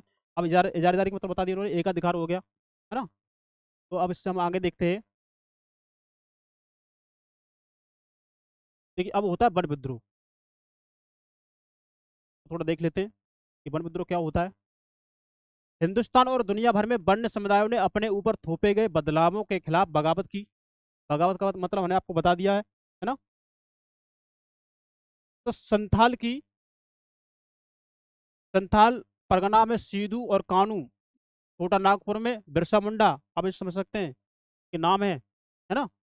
आंध्र प्रदेश में अल्लूरी सीताराम राजू को लोकगीत और कथाओं में अंग्रेजों के खिलाफ उभरे आंदोलनों के नायक के रूप में इन्हें आज भी याद किया जाता है। इन्होंने अंग्रेजों के खिलाफ क्या किए थे, विद्रोह किए थे। भाई आदिवासी लोग जंगलों में रहते हैं, तो उनको जो आजीविका, उनकी जो रोजी रोटी, तो उससे उन्होंने सब क्या कर दिया, अलग कर दिया। तो उनके जब अधिकार छिन गए, उनका जो परंपरागत जो क्रियाएं थी वो खत्म हो गई, तो इसके उसको रोकने के लिए अंग्रेजों के प्रति क्या किया, उन्होंने विद्रोह किया था, जिसके उन्होंने नाम बता दिए इसमें। अब बस्तर के लोग के बारे में थोड़ा देख लेते हैं। देखिए, बस्तर छत्तीसगढ़ के सबसे दक्षिणी छोर पर आंध्र प्रदेश, उड़ीसा व महाराष्ट्र के सीमाओं से लगा हुआ क्षेत्र है। बस्तर कहाँ पर, छत्तीसगढ़ में है। बस्तर का केंद्रीय भाग पठारी है। एक जो केंद्रीय भाग है कैसा है, पठारी है। इस पठार के उत्तर में छत्तीसगढ़ का मैदान और दक्षिण में गोदावरी का मैदान है। देख सकते हैं, इंद्रावती नदी बस्तर के आर पार पूर्व से पश्चिम की तरफ बहती है, पूर्व से पश्चिम की तरफ, है ना। बस्तर में मरिया और मुरिया, गोंड, ध्रुवा, भतरा, हलवा आदि अनेक आदिवासी समुदाय रहते थे। कहाँ पर, बस्तर में। अलग अलग जबानें बोलने के बावजूद इनके रीति रिवाज और विश्वास एक जैसे थे। मतलब ये तो थे अलग अलग, इनकी भाषा अलग अलग थी, लेकिन इनकी जो रीत रिवाज थी वो एक जैसी थी, है ना।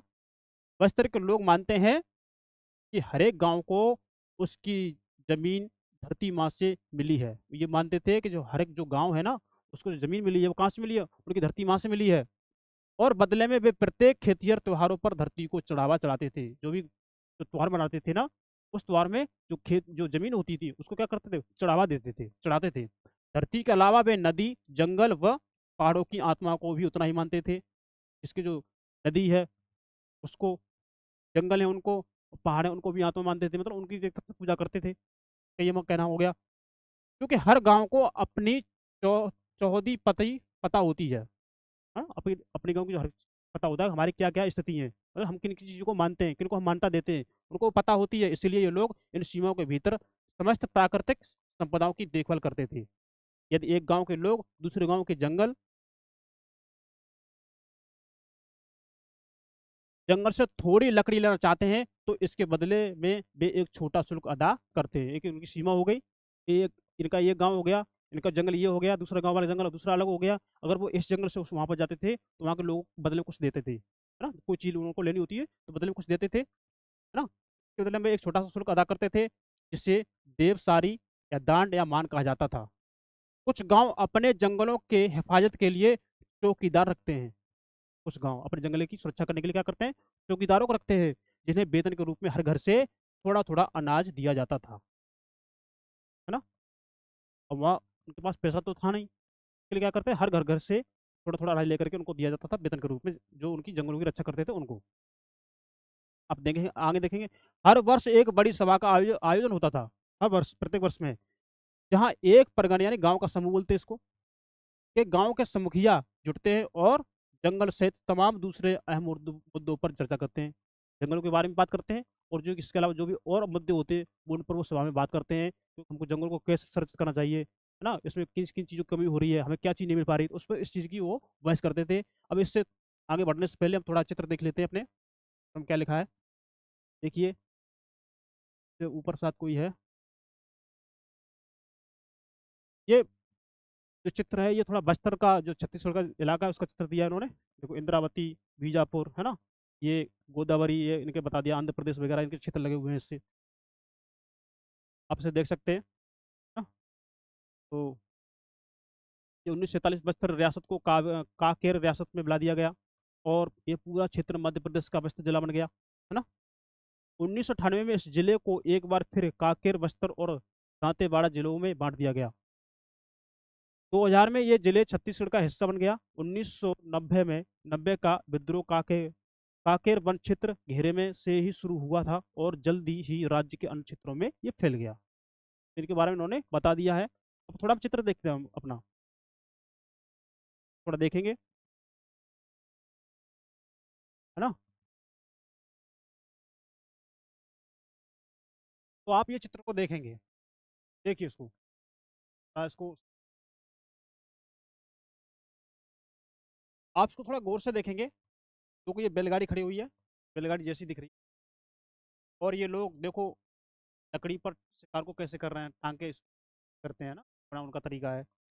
तो बस्तर में सेना का कैंप है ये, और बस्तर में सेना के एक कैंप का ये चित्र आपको दिखाया गया है जो 1910 का है। तो सेना तंबुओं, बावर्ची और सिपाहियों के साथ चलती थी। यहाँ ये एक सिपाही विद्रोहियों से सुरक्षा के लिए कैंप की पहरेदारी कर रहा है, देखिए कैंप लगा हुआ है ना। आप देख रहे होंगे, जब हमने पढ़ लिया है ना। अब देखेंगे लोगों के भय, लोगों के भय के बारे में जानते हैं कि लोगों के भय हुआ कैसे।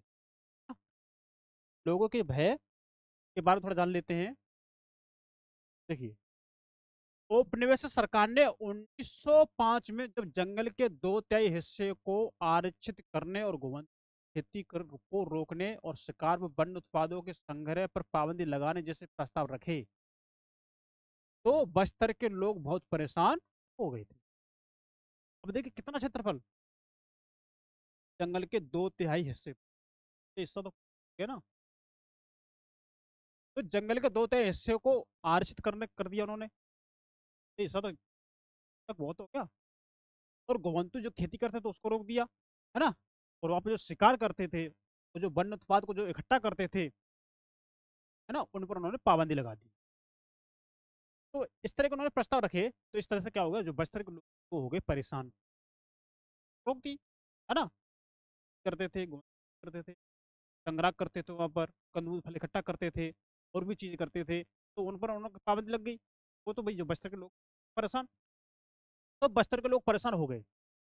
कुछ गांव को आरक्षित वनों में इस शर्त पर रहने दिया गया, कि आरक्षित वन है ना, उन पर वो उसको उन गांवों को इस शर्त पर रहने दिया गया, किस शर्त पर, कि वे वन विभाग के लिए पेड़ों की कटाई करेंगे, कटाई का काम करेंगे, वो भी किसमें, फ्री में, पैसे नहीं देंगे, फ्री में करेंगे, और जंगल को आग से बचाएंगे, तो हम इनको रहने देंगे। आगे देखते हैं। बाद में इन्हीं गांव को वन ग्राम कहा जाने लगा। आरक्षित वन है इनके पास, गांव थोड़ी गए थे ना, क्या कहा, उनको वनग्राम कहा गया। बाकी गांव के लोग बगैर किसी सूचना या मुआवजे के हटा दिए गए। बाद बाकी जो गांव थे ना, गांव के लोगों को बिना किसी सूचना के, बिना किसी मुआवजा दिए वहां से हटा दिए गए थे। अगर आज के समय में सरकार पब्लिक की जमीन को अधिग्रहण करती है या लेती है अपने काम के लिए, तो उसका मुआवजा मिलता है। लेकिन इनको तो बिना सूचना दिए हटा दिया। अब तो सूचना दी जाती है ना अपने यहाँ पे, इनको बिना सूचना दिए हटा दिया गया, और ना तो इन्हें कोई मुआवजा दिया, मिलता मुआवजा वो नहीं दिया। तो काफी समय से गांव वाले जमीन के बड़े हुए लगान, जमीन का जो भी लगान बढ़ा था वो लगान, और औपनिवेशिक अफसरों के हाथों जो बेगार और की निरंतर मांगों से क्या हो गए, त्रस्त हो गए। क्या बताओ, बेगार करवाते रहते हैं, मांगे बढ़ती जा रही, डिमांड बढ़ती जा रही, मिलता जुलता कुछ है नहीं है, परेशान हो गए थे। इसके बाद भयानक अकाल का दौर आया। अब उन्हें कुछ मिले खाने के लिए, बेगार में बेगार करा ली, क्या है नहीं, का संसाधन है नहीं है, खाने पीने की है नहीं है, पड़ गया अकाल। अब अकाल आया फिर क्या होता है, अकाल आया, अकाल का दौर आया पहले 1899, 1900 में, और फिर 1907, 1908 में वन में अकाल आया, है ना। पहले कब आया, 1899 से लेकर 1900 के बीच में अकाल पड़ा, फिर पड़ा 1907 से लेकर 1908 के बीच में। तो वन आरक्षण ने चिंगारी का काम किया था। वन आरक्षण है ना, क्या काम किया था, चिंगारी का काम किया था, है ना। लोगों ने बंजारों में, लोगों ने बाजारों में, त्योहारों के मौके पर, और जहां कहीं भी कई गांव के मुखिया और पुजारी इकट्ठा होते थे, वहां जमा होकर इन मुद्दों पर चर्चा करना प्रारंभ कर दिया। या तो लोग विशेष त्योहार होता है तो वहां लोग इकट्ठे होते हैं ना, या फिर कहीं बाजार में जा रहे हैं तो वहां लोग इकट्ठा होते हैं ना, या फिर कहीं गांव में जो मुखिया जो इकट्ठे होते हैं, जो लोग पुजारी इकट्ठे होते हैं ना, जो वो अपनी बात को रखने लगे, भाई देखो हमारे साथ ये हो। तो कांगेर बनों के ध्रुवा समुदाय के लोग इस मुहिम में सबसे आगे थे। कांगेर बन के जो ध्रुवा समुदाय के लोग हैं ना, इस मुहिम में कैसे सबसे आगे थे, क्योंकि आरक्षण सबसे पहले यही लागू हुआ था। ये मतलब मांगे उठाना जानते थे, वजह से आरक्षण सबसे पहले यहीं पर हुआ था, लागू हुआ था। हालांकि कोई एक व्यक्ति इनका नेता नहीं था, इनका नेता कोई एक व्यक्ति नहीं था ना? लेकिन बहुत सारे लोग नेथानार गांव के गुंडा को इस आंदोलन की एक अहम शख्सियत मानते हैं। नेथानार गांव है, ये गुंडा धूर को क्या मानते हैं, एक आंदोलन की एक अहम शख्सियत मानते हैं। तो 10 में आम की टहनियां, मिट्टी के ढेले, मिर्च और तीर गांव गांव चक्कर काटने लगे। क्या करने लगे, ये गांव गांव चक्कर काटने लगे। यह गांव में अंग्रेजों के खिलाफ बगावत का संदेश था। अंग्रेजों के खिलाफ क्या करना है, विद्रोह करना है। गांव गांव चक्कर काट रहे हैं, गांव गांव में चक्कर काटने, क्या मिर्च हो गई, ढेले मिट्टी के ढेले हो गए, है ना, आम की टहनियां हो गई, ये बगावत का संदेश था अंग्रेजों के। हर एक गांव ने इस बगावत के खर्चे में कुछ ना कुछ मदद की। भाई जब एक व्यक्ति, एक गांव तो प्रसन्न था नहीं, प्रत्येक गांव उनसे प्रसन्न था, प्रत्येक व्यक्ति उनसे प्रसन्न था अंग्रेजों से, इसलिए प्रत्येक गांव के व्यक्ति ने, हर एक गांव ने इस बगावत के खर्चे में क्या किया, तो मदद की ना, मदद की।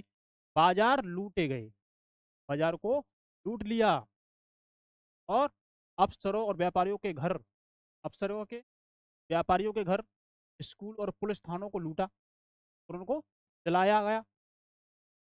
अनाज का जो अनाज की मिला था उसका क्या कर दिया, तो पुनर्वितरण कर दिया गया।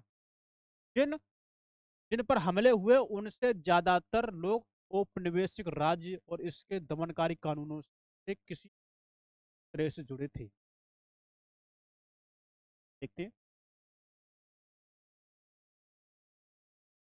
जिन पर जो हमले हुए थे ना, उनमें से ज्यादातर जो लोग औपनिवेशिक राज्य से और इसके दमनकारी कानून से क्या थे, कनेक्ट थे।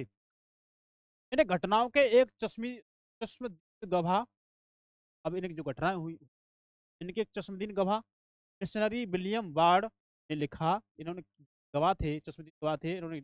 और मिशनरी विलियम वार्ड, इन्होंने क्या लिखा, इन्होंने लिखा कि पुलिस वालों, व्यापारियों, जंगल के अर्दलियों, मास्टरों और प्रवासियों का हुजूम चारों तरफ से जगदलपुर में चला आ रहा था। अब इन पर जो हमले हुए थे, इन पर जो आंदोलन हुए थे, उनकी बात कही है उन्होंने।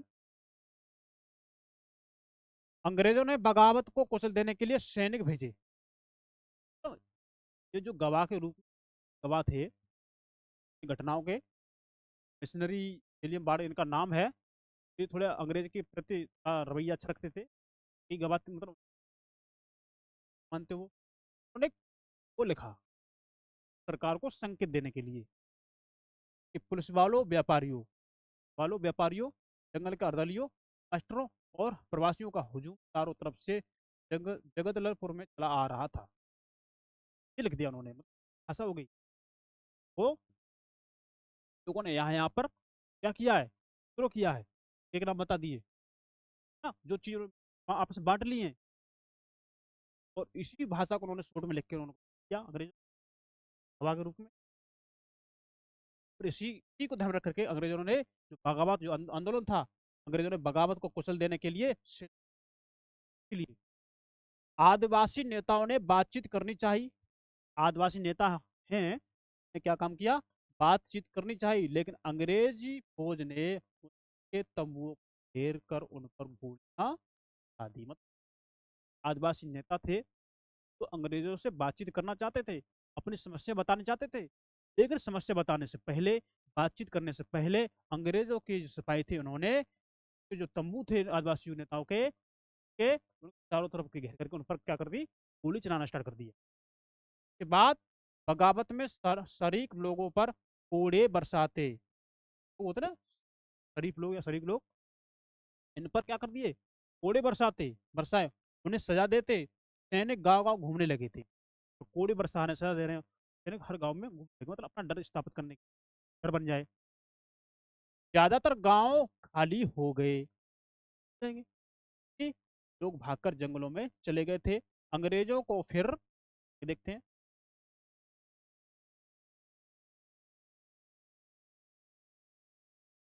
अब अंग्रेजों को फिर से नियंत्रण पाने में 3 महीने लगेंगे। जंगल में चले गए, कहीं कहीं चले गए, नियंत्रण करना क्या हो गया, कठिन हो गया। लगभग फरवरी से लेकर मई तक का समय लग गया था उनको। फिर भी वे गुंडाधूर को कभी नहीं पकड़ सके। गुंडाधूर है ना, क्या था, वो कभी नहीं पकड़ सके। विद्रोहियों की सबसे बड़ी जीत यह रही कि आरक्षण का काम कुछ समय के लिए स्थगित कर दिया गया, थे ना। आरक्षण का जो काम था ना, और आरक्षित क्षेत्र को भी 10 से पहले की योजना से लगभग आधा कर दिया गया। आरक्षण का जो भी क्षेत्र था, आरक्षित का 10 से पहले की जो योजना थी ना, क्या कर दिया, आधा कर दिया। बस्तर के जंगलों और लोगों की कहानी यही खत्म नहीं। बस्तर के जो जंगल हैं, वहाँ के जो लोग हैं, कहानी यही खत्म नहीं होती, आगे क्या होता है। आजादी के बाद भी लोगों को जंगलों से बाहर रखने और औद्योगिक उपयोग के लिए आरक्षित कायम रही थी। तो औद्योगिक के लिए क्या रखा गया, आरक्षित रखने की नीति कायम रही थी आजादी के बाद भी, है ना। 1970 के दशक में विश्व बैंक ने प्रस्ताव रखा कि कागज उद्योग को नकदी उपलब्ध कराने के लिए 4600 हेक्टेयर प्राकृतिक साल वनों की जगह देवदार के पेड़ लगाएं। ये ने ये प्रस्ताव रखा था कागज के लिए लोग के लिए। 4600 यानी 4600 हेक्टेयर की जो प्राकृतिक जो साल वन की जगह है ना, वो देवदार के पेड़ लगाइए उस जगह। लेकिन स्थानीय पर्यावरणविदों के विरोध के फलस्वरूप इस परियोजना को, स्थानीय पर्यावरणविद होते हैं ना, पर्यावरण का ख्याल रखने वाले, पर्यावरण के क्या काम किया, तो रोक लगा दी। आगे देखिए। आइए अब एशिया के एक और हिस्से देखते हैं। एशिया का जो एक और हिस्सा है, आप जो इंडोनेशिया आप देखते होंगे उसमें एटलस में है ना, ये भारत के दक्षिण दिशा में, दक्षिण पूर्व दिशा में जो पड़ता है इंडोनेशिया यूं करके बना होता है ना। आपको थोड़ा बता दूं, आप मानेंगे। हमारा देख लेते हैं, ये हमारा भारत देश है ना।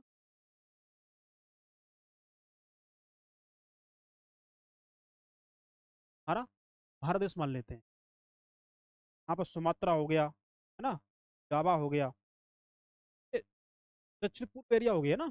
ये दक्षिण की साइड की और पूर्व साइड की एरिया होगी ये वाली। हाँ, इसी जावा की बात हो रही है इसकी, है ना, जावा की बात हो रही है।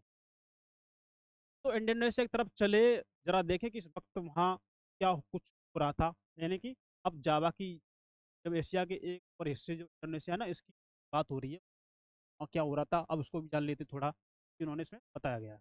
देखेंगे आगे। देखिए, जावा के जंगलों में बात किसकी हो रही है, जावा की। ये क्या है, मैं इसको लिख दे रहा हूँ है ना, लिखने से थोड़ा हो जाएगी है? तो हम मात्रा द्वीप मान लेते हैं, मान लेते क्या वो है ही मात्रा, और ये हो गया जावा, ये हमारा इंडिया, या बोलो या भारत बोलो। मात्रा जावा ये हमारा अंडमान निकोबार द्वीप समूह गया है ना, देख सकते हैं, अंडमान एंड निकोबार द्वीप समूह है ना। तो ये हमने आपको थोड़ा बता दिया है लोकेशन। इस जावा द्वीप की बात हो रही है, इस जावा द्वीप के बारे में थोड़ा पढ़ लेते हैं। भारत के या दक्षिण एशिया के क्षेत्र है, तो जान लेते हैं। पर अंग्रेजों की या वहाँ पे जो डच लोग थे, पर मन के बारे में क्या चीज, तो हम थोड़ा देख लेते हैं। जावा के जंगलों में हुए बदलाव देखते हैं हम क्या है। जावा को आजकल इंडोनेशिया के चावल उत्पादक द्वीप में जाना जाता है, के रूप में, चावल के उत्पादक के रूप, चावल के उत्पादक का द्वीप। लेकिन एक जमाने में यह क्षेत्र अधिकांशतः वनाच्छादित था, मतलब यहाँ पर वन होते थे, है ना। इंडोनेशिया एक डच उपनिवेश था, यहाँ पर डचों का शासन था इंडोनेशिया में। और जैसा कि हम देखेंगे, भारत व इंडोनेशिया के वन कानूनों में कई समानताएं थी। भारत का जो इंडोनेशिया का जो वन कानून है, उनमें कई समानताएं थी। इंडोनेशिया में जावा ही वह क्षेत्र है जहां डचों ने वन प्रबंधन की शुरुआत की थी, वन प्रबंधन की शुरुआत की थी। इंडोनेशिया में जो जावा जावा जगह है ना, वहां की बात हो रही है। अंग्रेजों की तरह वे भी जहाज बनाने के लिए जावा से लकड़ी हासिल करना चाहते थे, अंग्रेजों की तरह, है ना। सन 1600 में जावा की अनुमानित आबादी 34 लाख थी, आबादी जावा की अनुमानित, अनुमानित है ना, सन 1600 ईस्वी में। हालांकि उपजाऊ मैदानों में ढेर सारे गांव थे, जहाँ जो जगह होगी, जो मैदान होंगे, वहाँ लोग भी ज्यादा रहेंगे ना, तो ढेर सारे गांव थे। लेकिन पहाड़ों में भी घुमंतू खेती करने वाले अनेक समुदाय रहते थे। पहाड़ों में जो भी खेती करते हैं ना, वहाँ पर क्या, अनेक लोग रहते थे, अनेक समुदाय रहते थे खेती करने वाले। अब देखते हैं जावा के लकड़हारे कौन, थोड़ा देखिए। जावा में कलांग समुदाय के लोग कुशल लकड़हारे और घुमंतू किसान थे। कुशल लकड़हारे और कैसे घुमंतू किसान थे, का महत्व इस बात से आका जा सकता है कि 1755 में जब जावा की माताराम रियासत बटी, यहाँ के 6000 कलांक परिवारों को भी दोनों राज्यों में बराबर बांट दिया गया। कहानी बाकी जावा की। उनके कौशल के बगैर सागौन की कटाई कर राजाओं के महल बनाना बहुत ही मुश्किल था। चाहिए चाहिए सागौन को काटने के लिए, अगर कौशल नहीं है तो आप राजाओं के महल नहीं बना सकते।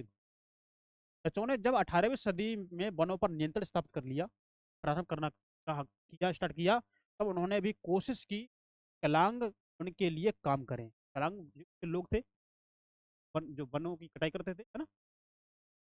1717 में कलांगों ने एक डच किले पर हमला कर दिया। इसका प्रतिरोध किया, लेकिन इस दबा दिया। बात है, डच वैज्ञानिक बन की क्या है। 19वीं सदी में जब लोगों के साथ साथ इलाकों पर भी नियंत्रण स्थापित करना जरूरी लगने लगा, तो डच उपनिवेशकों ने जावा में वन कानून लागू कर दिया। वन लागू करके ग्रामीणों जंगल तक पहुंच पर बंदिशत मिलती जुलती रही इनकी अंग्रेज के शासन से डचों वालों की मिलती जुलती है ना, यहाँ पर की गई वैसा ही है।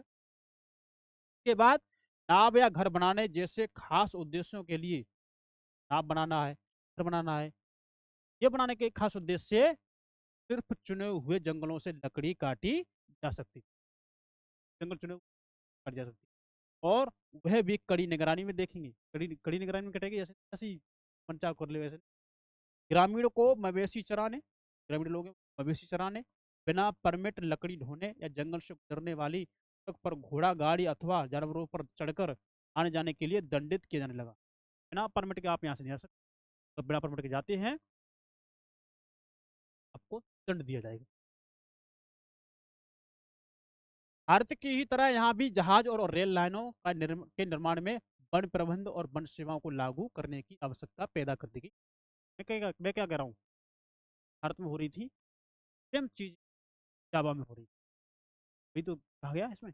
भारत की तरह, भारत की तरह है, यहाँ पर भी जहाज के लिए लकड़ी, रेल लाइन की लकड़ी, वन प्रबंधन जरूरत होगी, वन सेवा को लागू करने की जरूरत होगी। देखिए, है ना। 1882 में अकेले जावा से ही कितनी 2,80,000 स्लीप का निर्यात किया गया। कहाँ से? 1882 में अकेले जावा से ही। जाहिर है कि पेड़ काटने, लट्ठों को ढोने और स्लीपर तैयार करने के लिए श्रम की आवश्यकता थी। चाहिए, काम तो चाहिए ना। तो डचों ने पहले तो जंगलों में खेती की जमीनों पर लगान लगा दिया था। डचों ने जंगलों ने क्या कर दिया, जंगलों डचों ने जंगलों पर जो भी खेती करते थे उस पर लगान लगा दिया। बाद में कुछ गांवों को इस शर्त पर इससे मुक्त कर दिया कि वे सामूहिक रूप से पेड़ काटने और लकड़ी ढोने के लिए भैंस उपलब्ध कराने का काम करेंगे। सेम टू सेम वही सरकार गतिविधियां हो रही, सेम टू सेम अंग्रेज शासन पद्धति को इन्होंने अपनाया था डचों ने। देखिए, जैसे जैसे वो अपने भारत में वैसे दिखा रहे हैं, एक तरह समानता दिखा दीजिए जावा में और भारत में। तो इस व्यवस्था को ब्लेंडागिडियस्टन के नाम से जाना गया। बाद में वन ग्रामवासियों को लगान माफी के बजाय थोड़ा बहुत मेहनताना दिया जाने लगा। बाद में जो वन ग्रामवासी है ना, बहुत काम करते थे ना, काम करने के बाद में वन ग्रामवासियों को लगान माफी के बजाय क्या कर दिया, थोड़ा बहुत मेहनताना दे दिया था। लेकिन वन भूमि पर खेती करने के उनके अधिकार सीमित कर दिए गए। वन भूमि थी, वन भूमि पर खेती करने के जो अधिकार थे वो कैसे कर दिए थे। तो इतना अंतर आपको दिख जाता है ना, हर से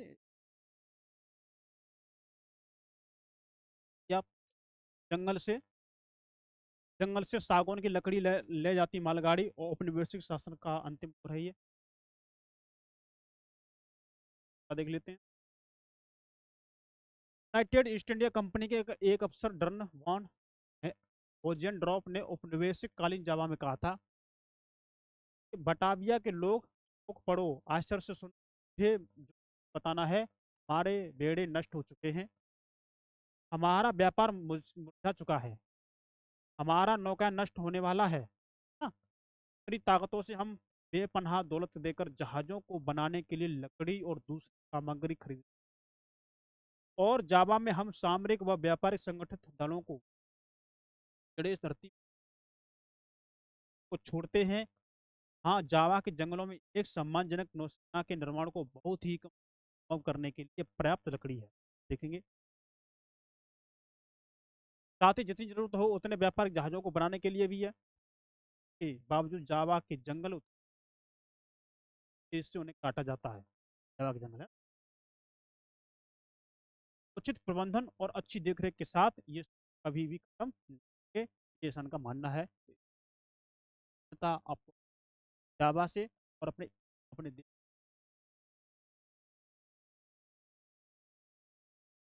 बेकार करवाते थे, तब फिर भी मेहनताना देते थे और आरक्षित क्षेत्र में अधिकार थोड़ी बहुत खरीद थे। तो वो अंतर बेस तो सेम टू सेम शासन रहा है ना। और वो बच्चों का और अंग्रेज सामने की चुनौती,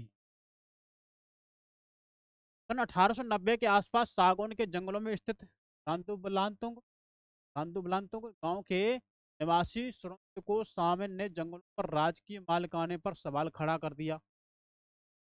करना प्रारंभ कर दिया। उसका तर्क था कि चूंकि हवा, पानी, जमीन और लकड़ी राज्य की बनी हुई, क्या कहता, जो हवा है, पानी और जमीन है, लकड़ी राज्य ने नहीं बनाई है, पर उनका कोई अधिकार। जल्दी ही एक व्यापक आंदोलन खड़ा हो गया इसी बात को देखते देखते। इस आंदोलन को संगठित करने वालों में सामन का दामाद भी सकता, सामन का दामाद एक एक्टिव था। तो सात तक 3,000 परिवार उसके विचारों को मानने लगे थे। और बहुत हो गए ना। डच जब जमीन का सर्वेक्षण करने आए तो साम्यवादियों ने अपनी जमीन पर लेटकर इसका विरोध कर किया। साम्यवादियों ने चाहे जमीन का सर्वेक्षण करने के लिए, साम्यवादी थे, उन्होंने जमीन पर लेट गए वो, नहीं देंगे हमारी जमीन हमारे लिए, हमारा कोई अधिकार नहीं है, ये राज्य की नहीं, प्रकृति की है, इस पर आपका अधिकार कैसे हो गया, आप अभी आए, हम यहाँ परंपरागत रूप से रह रहे हैं। इस तरह से उन्होंने उसका विरोध किया, है ना।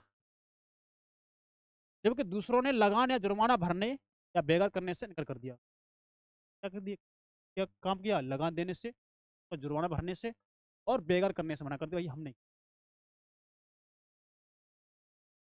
आपको बताया था ना, रात्रादीप हो गया, और ये डच डच है ना, ये डच, और ये जावा है, बोर्निया, मलाया राज्य, स्थिति दिखा दी है। तो इस जावा की बात हो रही है इसकी, है ना। जावा की राजधानी क्या है, बटाविया, इसकी बात हो रही है यहाँ पर। देखिए, इंडोनेशिया के ज्यादातर जंगल सुमात्रा, कालीमातान, पश्चिमी पश्चिमी ईरान में स्थित है। जावा ही वह जगह है जहाँ डचों ने अपनी वैज्ञानिक वानिकी की शुरुआत, वहाँ पर वैज्ञानिक वानिकी की शुरुआत की, वहाँ पर जावा में। आगे देखेंगे, ये द्वीप जो अब चावल उत्पादन के लिए मशहूर है, कभी सागौन की जंगल की ढका रहता था। अब देखते हैं इसको, क्या देखते हैं। और वन विनाश, हाँ, युद्ध हुआ और वन का विनाश हुआ, उसके बाद थोड़ा देख लेते हैं। पहले और दूसरे विश्व युद्ध का जंगलों पर गहरा असर पड़ा था। पहला का जो विश्व युद्ध हुआ था, का जंगलों पर गहरा असर पड़ा, कैसे पड़ा देखते हैं। भारत में तमाम चालू कार्य योजनाओं को स्थगित करके वन विभाग ने अंग्रेजों की को पूरा करने के लिए बेहताश पेड़ काटे। है? बिना सोचे समझे पेड़ काटा गया था प्रथम विश्व युद्ध के दौरान, बहुत ज्यादा पेड़ कटे थे। और जो भी योजनाएं थी वो बंद कर दिया, पेड़ की कटाई पर ध्यान देते। जावा पर जापानियों के कब्जे से ठीक पहले डचों ने भस्म कर भागो नीति बनाई थी। जावा पर जापानियों के कब्जे से ठीक पहले किसने, डचों ने भस्म कर भागो की नीति के तहत आरा मशीनों और सागौन के विशाल लट्ठों ढेर जला दिए गए, जिसमें जापानियों के हाथ न, जापानियों के आने से पहले पर डचों का शासन था जावा पर। जब जब डच लोग वहां से गए थे, उन्होंने ये नीति अपनाई थी कि जो सागौन के जो लट्ठे हैं उनको जला दो, आरा मशीनों को जला दो, जापानियों के हाथ में कुछ ना, जापान जावा पर कब्जा कर रहा था उस समय।